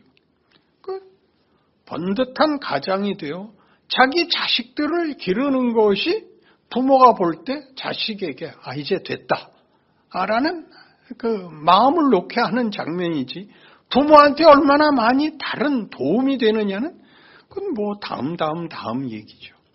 그러니까 성경이 계속 그 얘기를 해서 야곱에게 뭘 시키냐면 약속은 28장에서 다 줬는데 20년의 세월 동안 이런저런 일을 겪어야 하는 것입니다.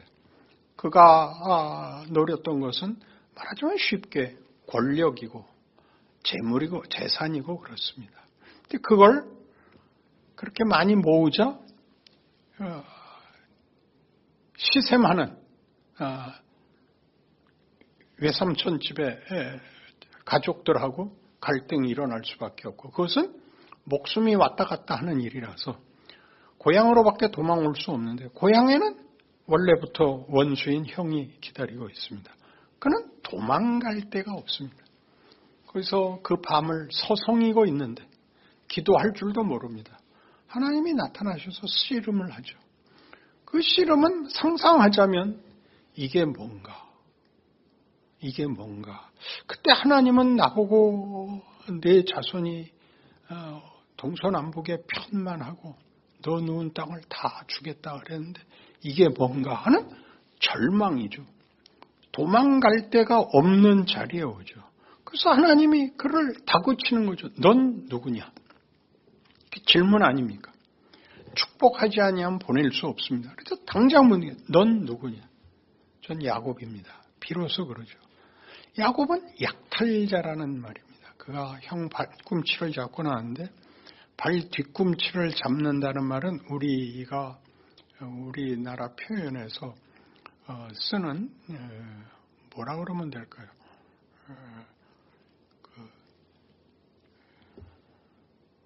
뒤통수를 치는 자 그런 말입니다. 그러니까 다시는 내 이름을 약탈자라고 하지 마라. 야곱이라고 하지 마라. 무슨 뜻이냐면 네 필요를 이웃에게서 뺏어와야 되는 고아가 아니다. 너는 아무 보호도 네 편을 들 권세도 없는 외톨배기가 아니다. 우리가 예수를 믿고 나서도 늘 가지는 그 고독감, 소외감, 공포라는 게 있지 않습니까? 우리가 기대하는 하나님은 우리 기대에 대해서 거의 답을 안 해주시고 또 이건 아니다라고라도 말을 해주면 속 편하겠는데 그 말도 안 하십니다. 그래서 묻게 되죠. 하나님 왜 내 기도에는 응답을 안 하시는가? 어떡하란 말인가? 라는 것은 뭐하고 싸움이냐면 우리도 모르게 가지고 있는 이 세상에서의 평안이란 건강과 재물입니다. 그걸 다 합쳐서 힘이라고 권력이라고 얘기할 수 있습니다. 사회적으로도 권력을 가져야 되고 이웃 앞에서도 권력을 가져야 내가 남한테 아쉬운 소리 하지 않고 남한테 필요를 공급하는 그래서 대접받는 인물이 되고 싶은 여기를 하나님이 깨십니다. 내 이름이 뭐냐? 저는 야곱입니다. 너는 네가 고아라고 얘기를 한다. 고아란 자기가 자기의 필요를 스스로 만들지 않으면 누구에게 받을 수 없는 자다. 하나님이 내 이름을 다시는 야곱이라 하지 마라. 내 이름은 이스라엘이다. 하나님과 더불어 겨루어 이긴 자다. 제가 그렇게 했죠. 너는 내 자식이다. 자식 이기는 부모 봤냐? 그게 이스라엘입니다. 그 이름을 이스라엘이 나라 이름으로 가지게 되죠. 그러니까 굉장한 겁니다.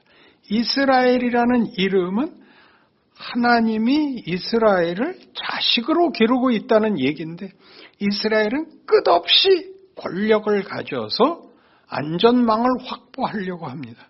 구약 내내 사사기와 열왕기에서 이제 반복되는 역사인데 이걸 이렇게 길게 했다는 걸 기억하셔야 됩니다. 구약 2000년 역사.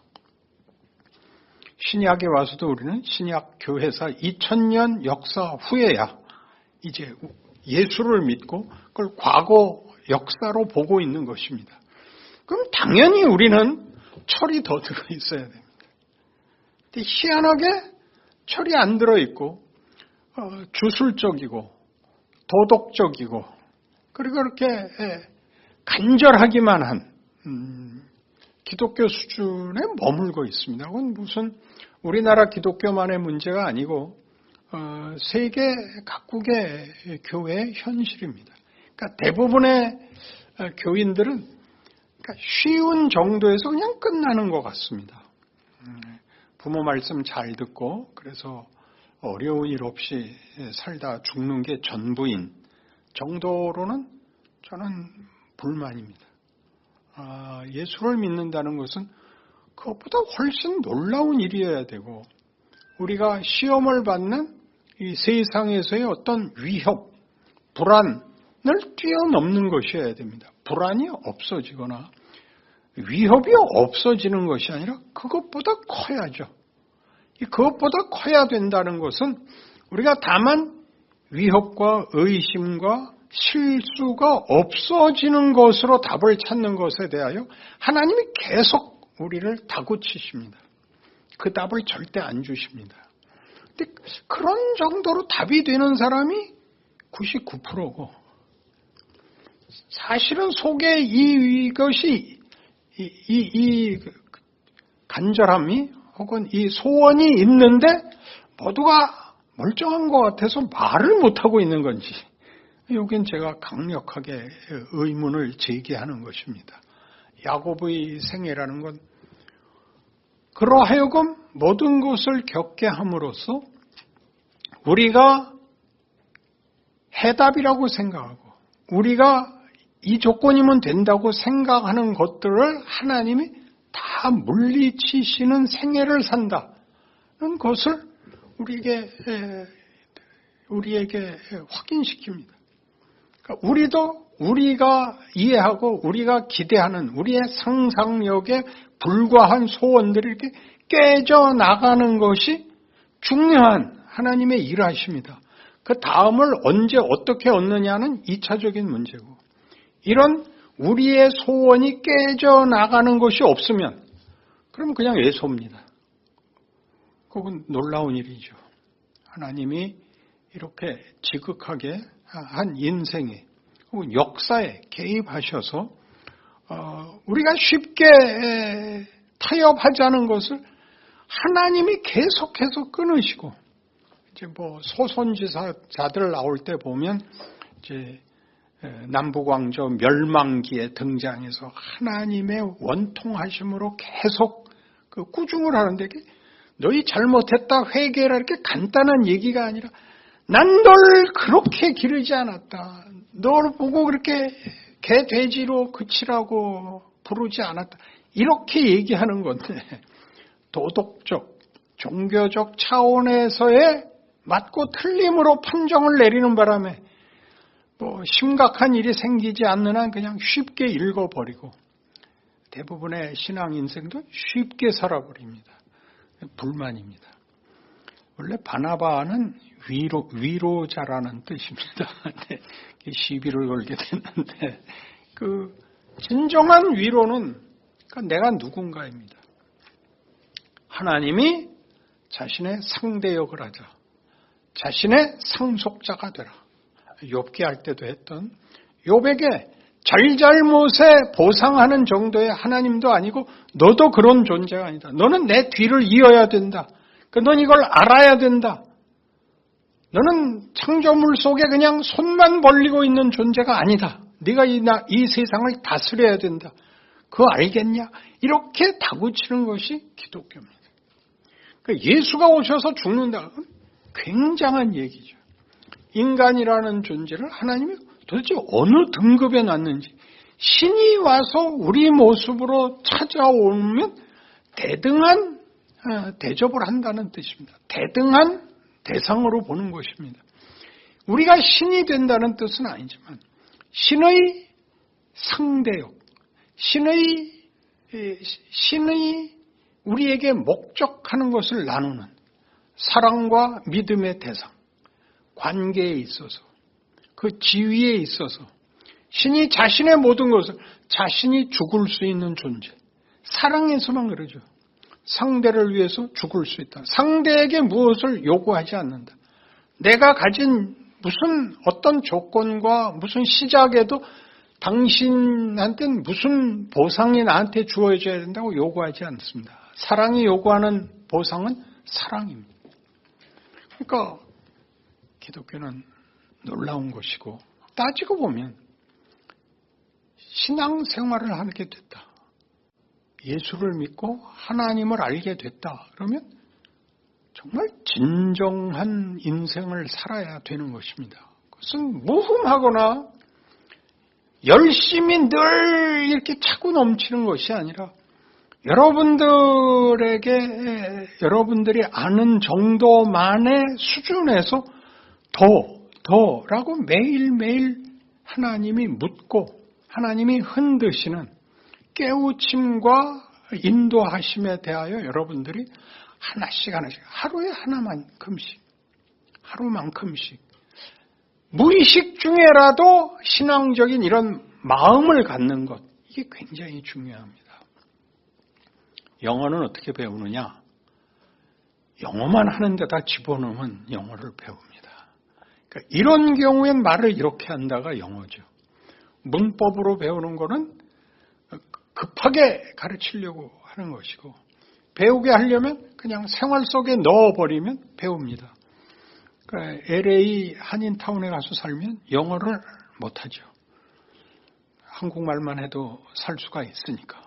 그러니까 세상 속에서는 우리가 인간의 참된 모습을 찾을 수가 없습니다.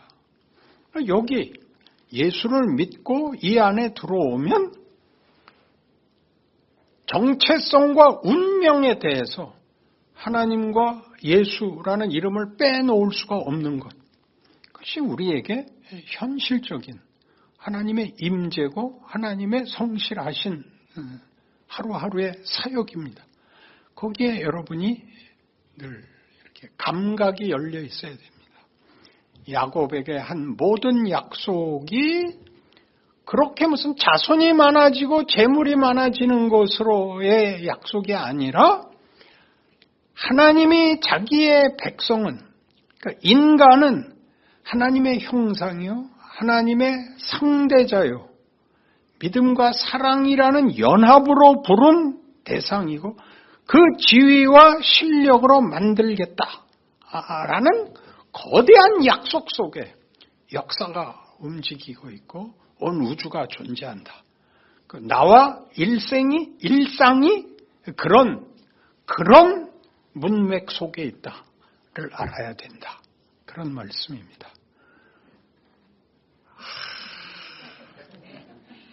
무슨 이렇게 분명한 하루에 성경을 20장씩 보고 기도를 30분씩 합시다.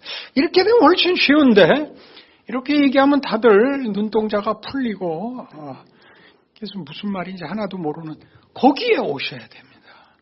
인간이 뭐냐? 여러분이 느닷없이 늘 하는 질문 아닌가요? 이렇게 살자고 태어났단 말인가? 이 정도로 살자고 내가 예수를 믿는단 말인가? 이런 말들은 말하자면 우리 스스로에게도 궁극적 목적이 될 수 없다. 우리의 사실은 일상적인 의식인데 그냥 주변을 보고 다 그런 거지 뭐 이렇게 체념하는 여기에서 일어나셔야 됩니다. 뭐 특별한 운동이나 특별한 주제나 특별한 주장을 하는 게 아니라 여러분의 의식이, 정체성이, 그리고 현실의 위대함, 현실의 그 신비에 대하여 여러분들이 각성하셔서 후세의 이름을 남기는 게 위대한 것이 아니라 여러분 자신이 하나님의 사랑과 믿음의 상대자로서 산다는 게 무엇인지를 아는, 말없는, 감추어져 있는, 본인 스스로에게만 확인이 되는 그런 신앙의 자리에 오시기를 원합니다. 질문 있으면 하십시오.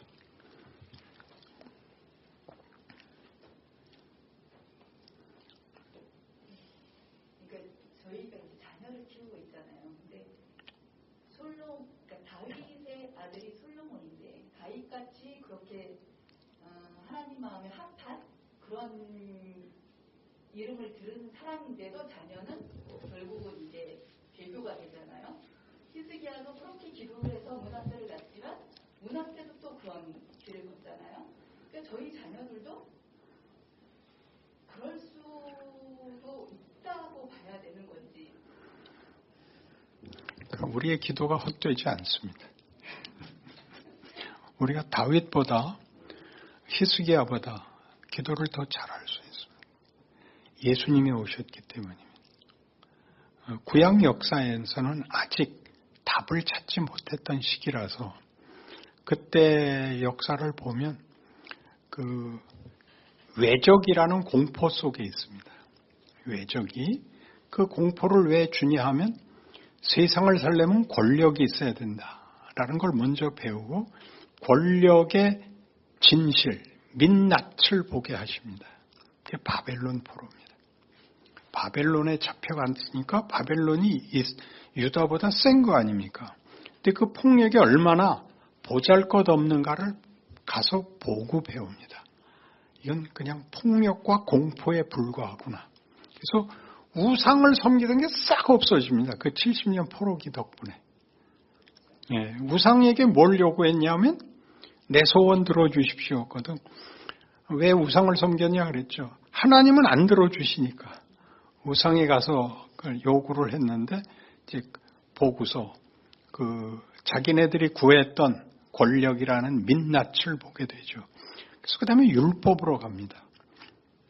율법으로 가서도 이제 율법 갖고 해보니까 자기네들이 미흡하다는 것, 자기네가 결론을 만들 수 없다는 것을 알게 돼요. 은혜로 밀고 은혜의 주인공이 이제 예수가 되는 겁니다. 그건 우리 이제 더 몇 년 걸릴 공부가 시작이 됐으니까 그때까지 계속 해봅시다. 우리 자식들은 우리가 믿었으니까 훨씬 우리보다 나을 겁니다. 다윗에게 그 약속을 했거든요. 네 자식들은 잘못을 해도 내가 사울을 자른 것 같지는 안 하겠다 그랬거든. 굉장하죠. 그러니까 그건 하나의 본보기예요.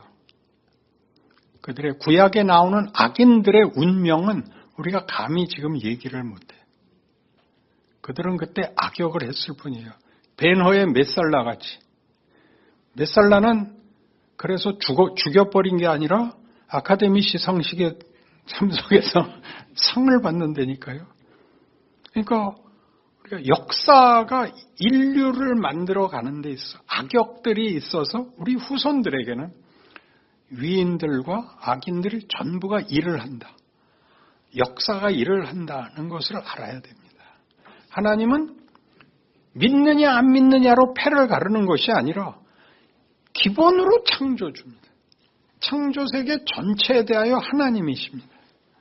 그러니까 안 믿어도 복을 받는다 이렇게 얘기하는 것은 우리의 논리에서는 모순이 되니까 우리는 나눌 수밖에 없지만 하나님이 창조주시라는 것은 구원의 하나님이기 전부터의 지위입니다.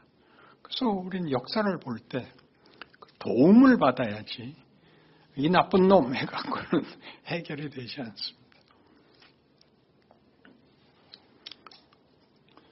기도합시다. 하나님 아버지, 우리는 얼마나 거대한 하나님의 신비 속에 살고 있는지요. 우리가 애써서 그렇게 요구하는 안심과 만족이 아니라 하나님의 이름을 건 운명을, 목적을, 그 지위를 요구받고 있습니다. 감사할 줄 알게 하옵소서. 우리의 인생이 귀한 것을 알게 하옵소서. 그리하여 우리의 소원보다 한없이 큰 하나님의 기뻐하심과 하나님께서 자랑하시는 그런 인생과 그런 책임과 그런 명예와 그런 영광을 누려 증언하게 하옵소서. 예수님 이름으로 기도합니다. 아멘. 요한복음은 우리가 기대하고 습관이 되어 있는 복음서의 기록과 아주 다르게 그 내용을 펼치고 있습니다. 다른 복음서에서는 그가 하나님이시며 구원을 위하여 오셔서 얼마나 많은 기적을 행하시고 또 우리를 격려하셨는가가 있다면 요한복음에 나오는 기적들은 그 기적이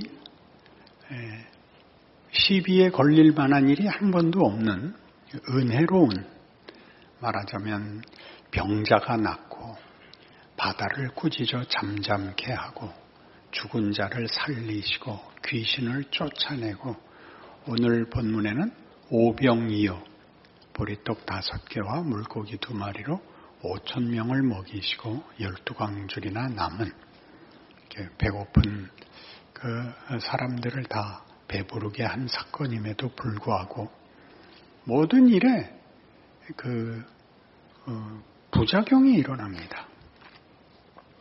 그 은혜를 입은 자들이 예수를 비난하고 그를 압박합니다. 그래서 그 예수를 거부하는 자들이 날선 반대말과 그럼에도 불구하고 우리를 구원하러 오신 하나님의 그 태도와 깊이를 보여주는 것이 대조되는 것, 그것이 요한복음입니다.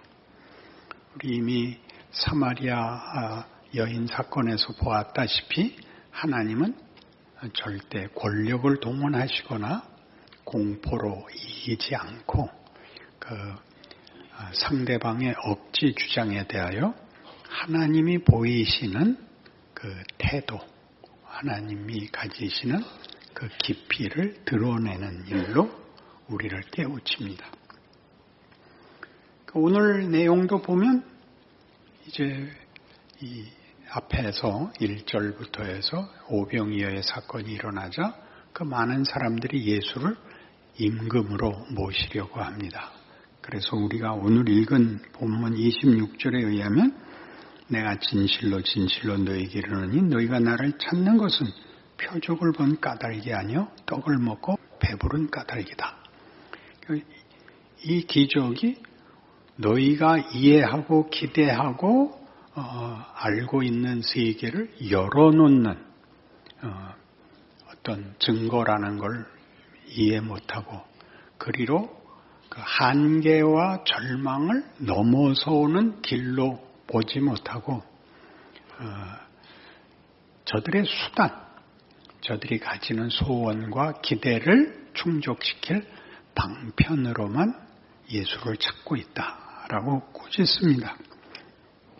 그러면서 27절에 보는 바와 같이 썩을 양식을 위하여 일하지 말고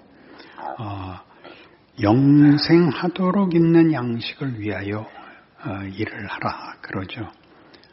너희 신앙생활이 이런 사소한 필요를 채우는 데 쓰이지 않고 너희의 가치와 운명을 위한 부요한 소원과 연결되어야 한다. 그러자 이제 금방 질문이 나오죠. 어떻게 해야 하나님의 일을 합니까? 이 표현을 우리가 이해하게 바꾸어 쓰죠. 무엇을 하는 것이 진정한 신앙생활입니까? 하나님을 믿는다는 건 도대체 구체적으로 어떤 것입니까? 그러자 하나님이 보내신 이를 믿는 게 하나님 신앙이다. 그러니까 예수를 믿는 게 하나님 신앙의 진정한 답이다. 그러니까 하나님을 믿는다 그러면 예수를 믿어야 된다. 예수를 믿는 게 왜 그리 어려울까요, 그러면? 예수가 우리가 기대하는 쪽에 답을 하나도 안 주시기 때문입니다. 형통한 걸 주시지 않고 권력을 주지 않습니다. 여기가 다 걸려 넘어가는 데죠. 예수의 생애는 우리가 알다시피 결국 믿지 않는 자들을 위하여 왔는데 그의 생애가 믿지 않는 자들을 감동시키거나 설득시킨 결과가 하나도 없습니다. 그는 결국 잡혀 죽고 말죠. 잡혀 죽는 이유도 찬찬히 깊이 따져보면 그가 이런 위대한 기적들, 죽은 자를 살리시고 필요한 모든 것들을 이뤄내는 능력을 가졌으면 우리에게 형통한 인생을 줄 수 있을 것이라고 기대했는데 그가 죽는 바람에 왜 아무것도 못할 것이면서 남의 마음만 휘저어 놨느냐라는 분풀이를 예수에게 하죠.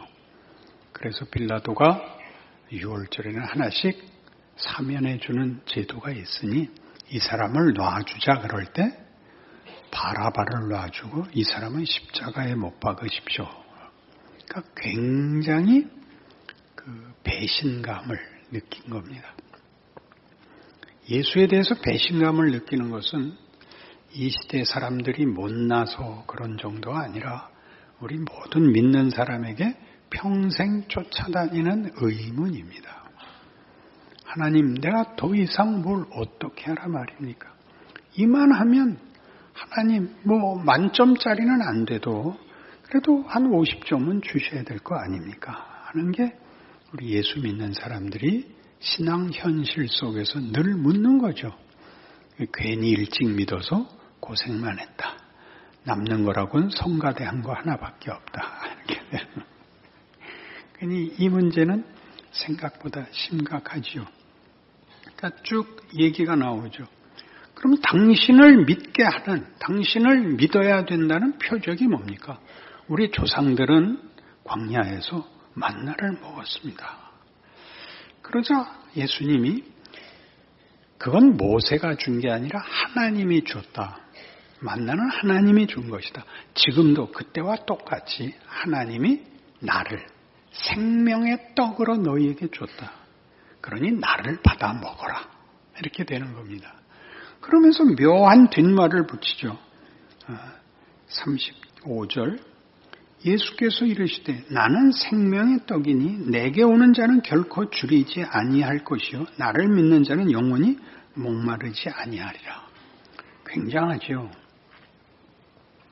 그러나 내가 너희에게 이르기를 너희는 나를 보고도 믿지 아니하는도다 하였느니라.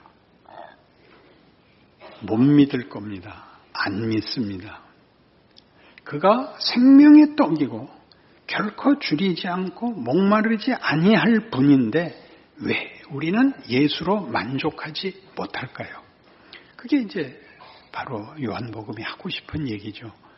인간의 진정한 갈증은 뭐냐? 인간에게 가장 필요한 양식이 뭐냐? 하나님을 아는 거다. 이렇게 됩니다. 우리는 예수를 믿는다는 말을 어디다 쓰고 싶은가요? 우리가 아는 일의 형통과 안전으로 쓰고 싶은 겁니다. 이건 굉장히 어려운 장애물입니다. 이걸 넘어서야 되는데 어떻게 넘어서는가? 평생 시달려서 넘어섭니다.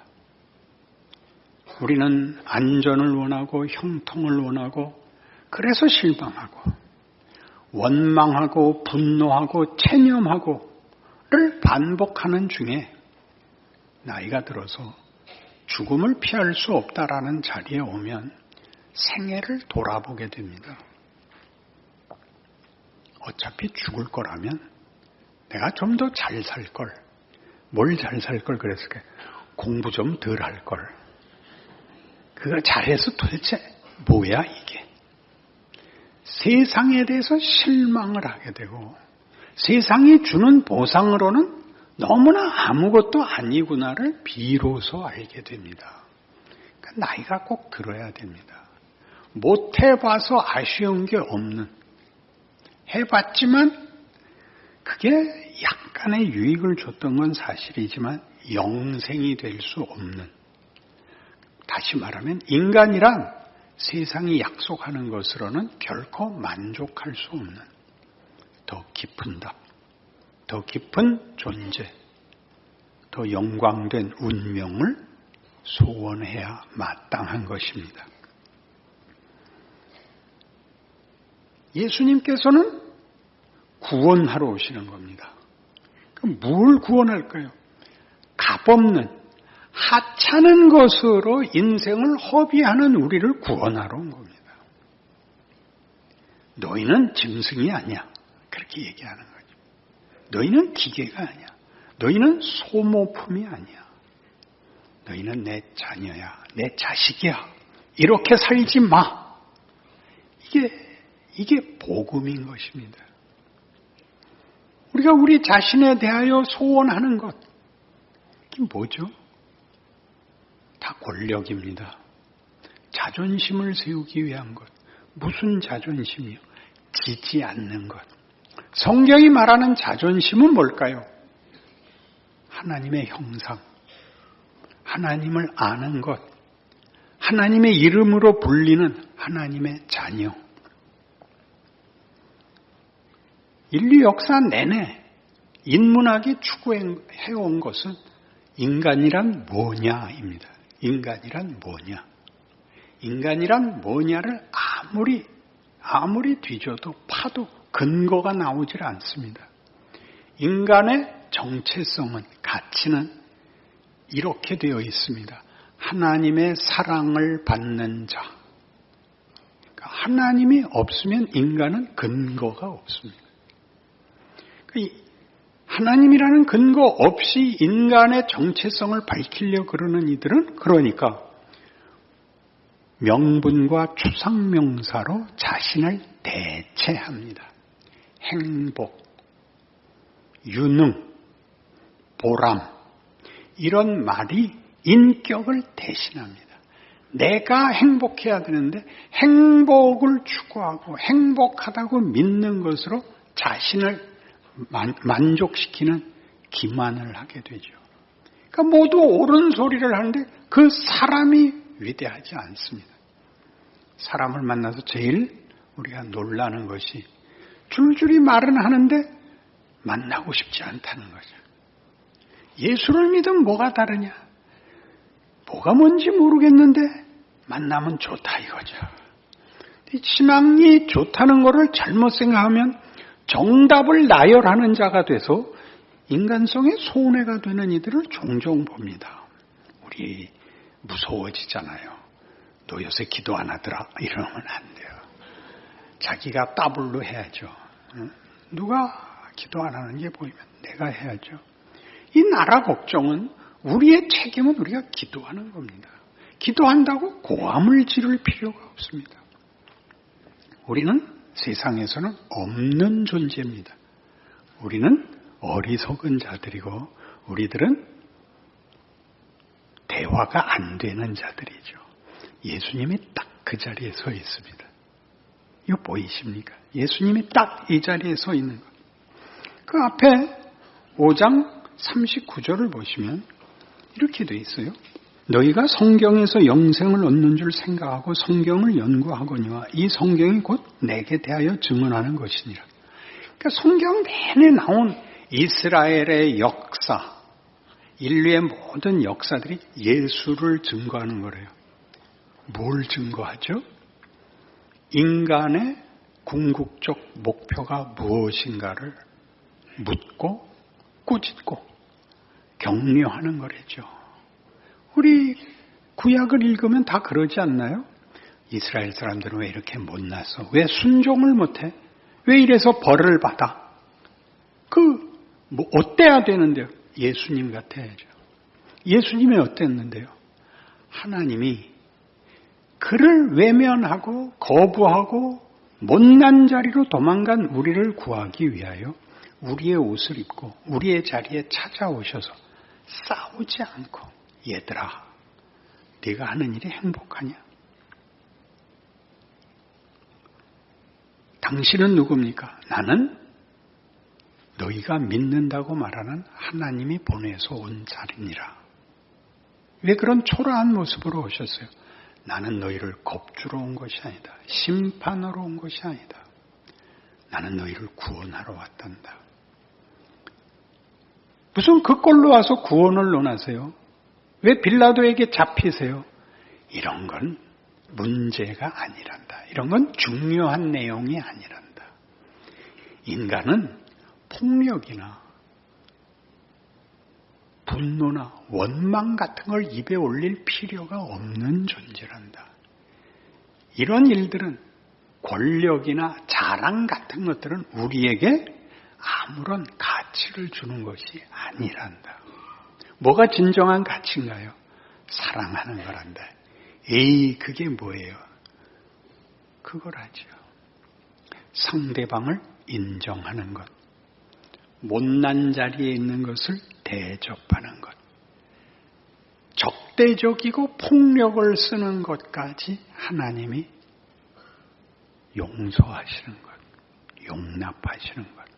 왜요? 기다리는 거죠. 기다리는 겁니다.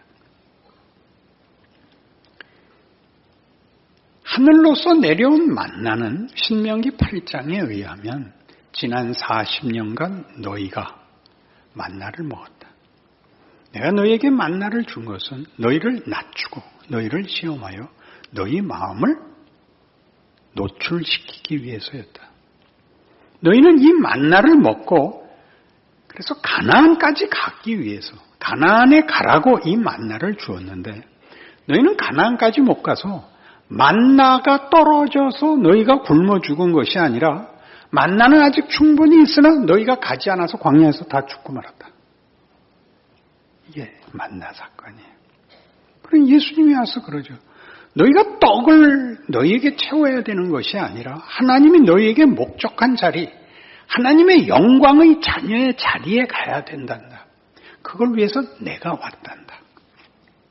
떡을 주는 걸로 안 돼서 내가 왔단다. 내가 너희에게 생명의 떡이니라. 이렇게 된 겁니다. 그러니까 이 일에 모세가 그 이스라엘 백성들을 이끌고 가나안 입국까지 갔다가 백성들의 거부로 인하여 가나안 입국이 실패되고 그들과 방랑생활을 40년을 하게 됐는데 그 잘 버티던 모세가 마지막에 가서 실패합니다. 마지막 무리바 사건에서 물이 없다고 원망을 하고 하나님께 물을 달라고 기도하고 하나님이 반석에게 명하여 물을 내라 할 때 그만 시편 106편에 의하면 그가 반석을 칩니다. 망령되이 행했다 이렇게 되어 있습니다. 그가 아마 심한 욕을 한 걸로 되어 있는데 반석은 왜 쳤냐면 그 성질을 부릴 때는 이렇게 차렷 자세로 써서 하는 사람이 없습니다. 흔들 수 있는 건 다 흔드는 겁니다. 근데 하필 손에 막대기가 있었지 뭡니까? 바위를 후렵했죠. 근데 하나님이 딱 나타나셔서 뭐라 그러냐면 야 모세야 너 왜 내 자식들한테 지랄이냐? 아주 중요한 말입니다. 얘네들이 내 자식이야. 너는 내 종이고 얘네들이 잘못했지만 네가 감히 내 자식한테 이렇게 됐어요. 그러니 잘 보세요. 복음서가 증언하는 것은 예수님의 생애를 보고 감동하라고 제시하는 것이 아니라 제자들도 그때는 몰랐다를 전제로 한단 말이에요. 우리도 몰랐다. 예수님이 잡히시자 다 도망갔잖아요. 이건 아니다. 예수의 부활로 영안이 열리고 부활 생명에 의해서 이제 그를 알아보게 되자 그의 생애를 역추적해서 생각을 하게 된 겁니다. 그럼 이 생애는 뭐냐? 마태복음 28장 8절에 나온 너희는 모든 족속으로 제자를 삼아 성부와 성자와 성령의 이름으로 세례를 주고 내가 네게 가르쳐 분부한 모든 것을 지키게 하라 합니다. 역사가 아직도 이어지고 있고 믿지 않는 사람들이 이렇게 많이 세기마다 출생하는 이 속에 하나님이 그의 구원 사역을 우리와 함께 합니다. 마치 성부 하나님이 성자 예수님을 이 땅에 보내신 것 같이 우리를 보냅니다. 우리가 거기서 뭘 만납니까? 무지한 자들. 하나님을 수단으로밖에 이해하지 못하는 자들. 세상의 권력이 전부라고 믿는 자들 앞에서의 우리가 핍박 혹은 여러 어려움들을 만나죠. 그 인생을 살리는 겁니다. 믿고 난 현실은 여기인 겁니다. 예수님이 십자가 지기 전에 걸었던 길. 그리고 거기서 증언해 놓았던 것이 그의 죽음으로 말미암아 눈을 뜨게 된 모든 신자들에게 자기 생애를 이해하고 그 현실이 하나님이 일하시는 방법이라는 걸 깨우치는 거죠. 뭘 깨우쳐요? 하나님은 여기까지 자기를 낮추실 수 있습니다. 세상은 절대 지지 않죠. 세상은 이겨야 됩니다. 그러니까 이기기 위해서 폭력을 쓰죠. 권위를 세운다고 폭력을 쓰죠. 세상은 가장 모순된 게 진리도 폭력에 사용된다는 사실입니다. 진리와 사랑은 같이 가지 못한답니다. 이상하죠? 진리를 알면 사랑도 할 것 같으죠. 진리를 알면 대적들을 공격하는 데 쓰게 됩니다. 나는 알고 넌 몰라. 넌 무식한 놈이야. 넌 틀렸어. 이렇게 쓰죠. 사랑은 다투지 않습니다. 사랑은 정죄하지 않습니다. 사랑은 내어줍니다. 집니다. 둘이 같이 못 가죠. 예수님만 이렇게 되어 있습니다. 내가 길이고 진리고 생명이고 내가 사랑입니다. 이 길, 진리와 사랑이 싸울 이유가 없는 이 자리, 서로 양보해서가 아닙니다. 진리가 사랑 안에 있죠. 우리만이 갈 수 있는 길입니다. 이 길로 우리를 부르고 있습니다. 우리는 다 이 현실을 살기를 싫어합니다. 이게 위대하다는 걸 모릅니다. 그러니 지금 이 5장 39절 이하에서 이렇게 나오는 거 기억나십니까? 40절, 5장 40절. 그러나 너희가 영생을 얻기 위하여 내게 오기를 원하지 아니하는도다. 나는 사람에게서 영광을 취하지 아니하노라. 다만 하나님을 사랑하는 것이 너희 속에 없음을 알았노라. 내는 내 아버지의 이름으로 왔으면 너희가 영접하지 아니하나 만일 다른 사람이 자기 이름으로 오면 영접하리라. 너희가 서로 영광을 취하고 유일하신 하나님께로부터 오는 영광을 구하지 아니하니 어찌 나를 믿을 수 있느냐. 굉장하지 않아요? 여러분의 영광은 뭔가요? 힘이죠. 힘, 승리입니다. 성공입니다. 계급입니다. 성경은 그렇게 얘기하지 않습니다. 우리의 영광은 그것과는 무섭게 구별됩니다. 하나님은 그 아들을 보내시고 그 아들은 오셔서 우리가 잘못 가는 것을 그 앞에 서서 얘야, 그건 아무것도 아니다. 그건 헛된 것이다. 다정하게 말씀하십니다. 기다려 주십니다. 방해가 되니 비켜주시오. 비켜섭니다.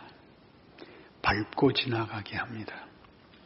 하나님이 우리를 위하여 죽으실 수 있습니다. 이런 하나님은 얼마나 놀랍습니까? 세상이 말하는 신은 폭력이고 기독교가 말하는 신은 우리를 구원하고 우리를 복되게 하기 위하여 모든 걸 유보하실 수 있는 분입니다. 김형석 교수의 글에 이런 내용이 한번 나왔습니다. 당신이 숭실중학교를 다닐 때 일제하에서 학교에게 숭실중학교는 미션 스쿨이었고 예배를 드리죠. 신사 참배를 요구했고 학교에서 거절하자 폐교됐습니다. 그래서 다 학교가 문을 닫고 학생들이 고향으로 돌아가서 김영석 교수님도 고향에 내려가 있는데 몇 달 지나자 학교에서 편지가 왔답니다. 학교가 문을 열었으니 다시 공부하러 와라. 그래서 어떻게 된 건가? 어떻게 허락을 받았을까? 학교에 와봤더니 신사참배를 하기로 했다는 겁니다. 그러니 어안이 벙벙하죠. 우리 선생님들이 그럴 리가 없는데 어떻게 된 걸까? 월요일이 됐고 전교생이 모여서 열을 서서 신사로 이제 가게 된 겁니다. 교장 선생님이 앞에 서고 모든 선생님이 횡대로 서서 학생들 가는 것을 이렇게 전송을 하는데 지나가면서 보니까 교장 선생님이 울고 있더랍니다. 그 마음을 여러분은 아실 수 있죠? 자기 하나 신앙 지킨다고 고집 부려서 죽어 영웅이 되는 게 현실이 아닙니다. 부모 노릇을 하거나 이렇게 학교의 어른 노릇을 할래도 많은 걸 감수해야 되는 겁니다. 하나님은 그렇게 우실 수 있고 질 수 있고 죽으실 수 있다는데 예수를 믿는다는 말에 참 뜻이 있습니다. 예수는 사람으로 오신 하나님의 이름입니다. 우리 보고 그 인생을 살라 그럽니다. 그것은 뭐라고 다른 것으로는 설명할 수 없는 위대하고 영광된 것이라 그럽니다. 그게 사람 사는 맛이 나게 하고 만족과 찬송을 준다고 약속합니다. 그것을 구원이라고 합니다. 여러분의 신앙 인생이 이 위대한 길에 서 있음을 기억하시기 바랍니다. 아멘. 기도하십시다. 하나님 아버지, 우리는 우리를 위하여 기도하시는 하나님을 가지고 있습니다. 우리를 위하여 찾아오시고 골고다에 못 박힌 하나님을 우리는 믿고 있습니다. 세상의 협박과 공포가 사랑을 이기지 못함을 믿습니다. 우리의 믿음 없는 것을 도우시고 우리의 인생으로 위대한 인생이 되게 하신 믿음 지켜내게 하여 주시옵소서. 우리를 만나는 사람들이 예수를 보는 그런 귀한 삶을 살게 하여 주옵소서. 예수님 이름으로 기도합니다. 아멘.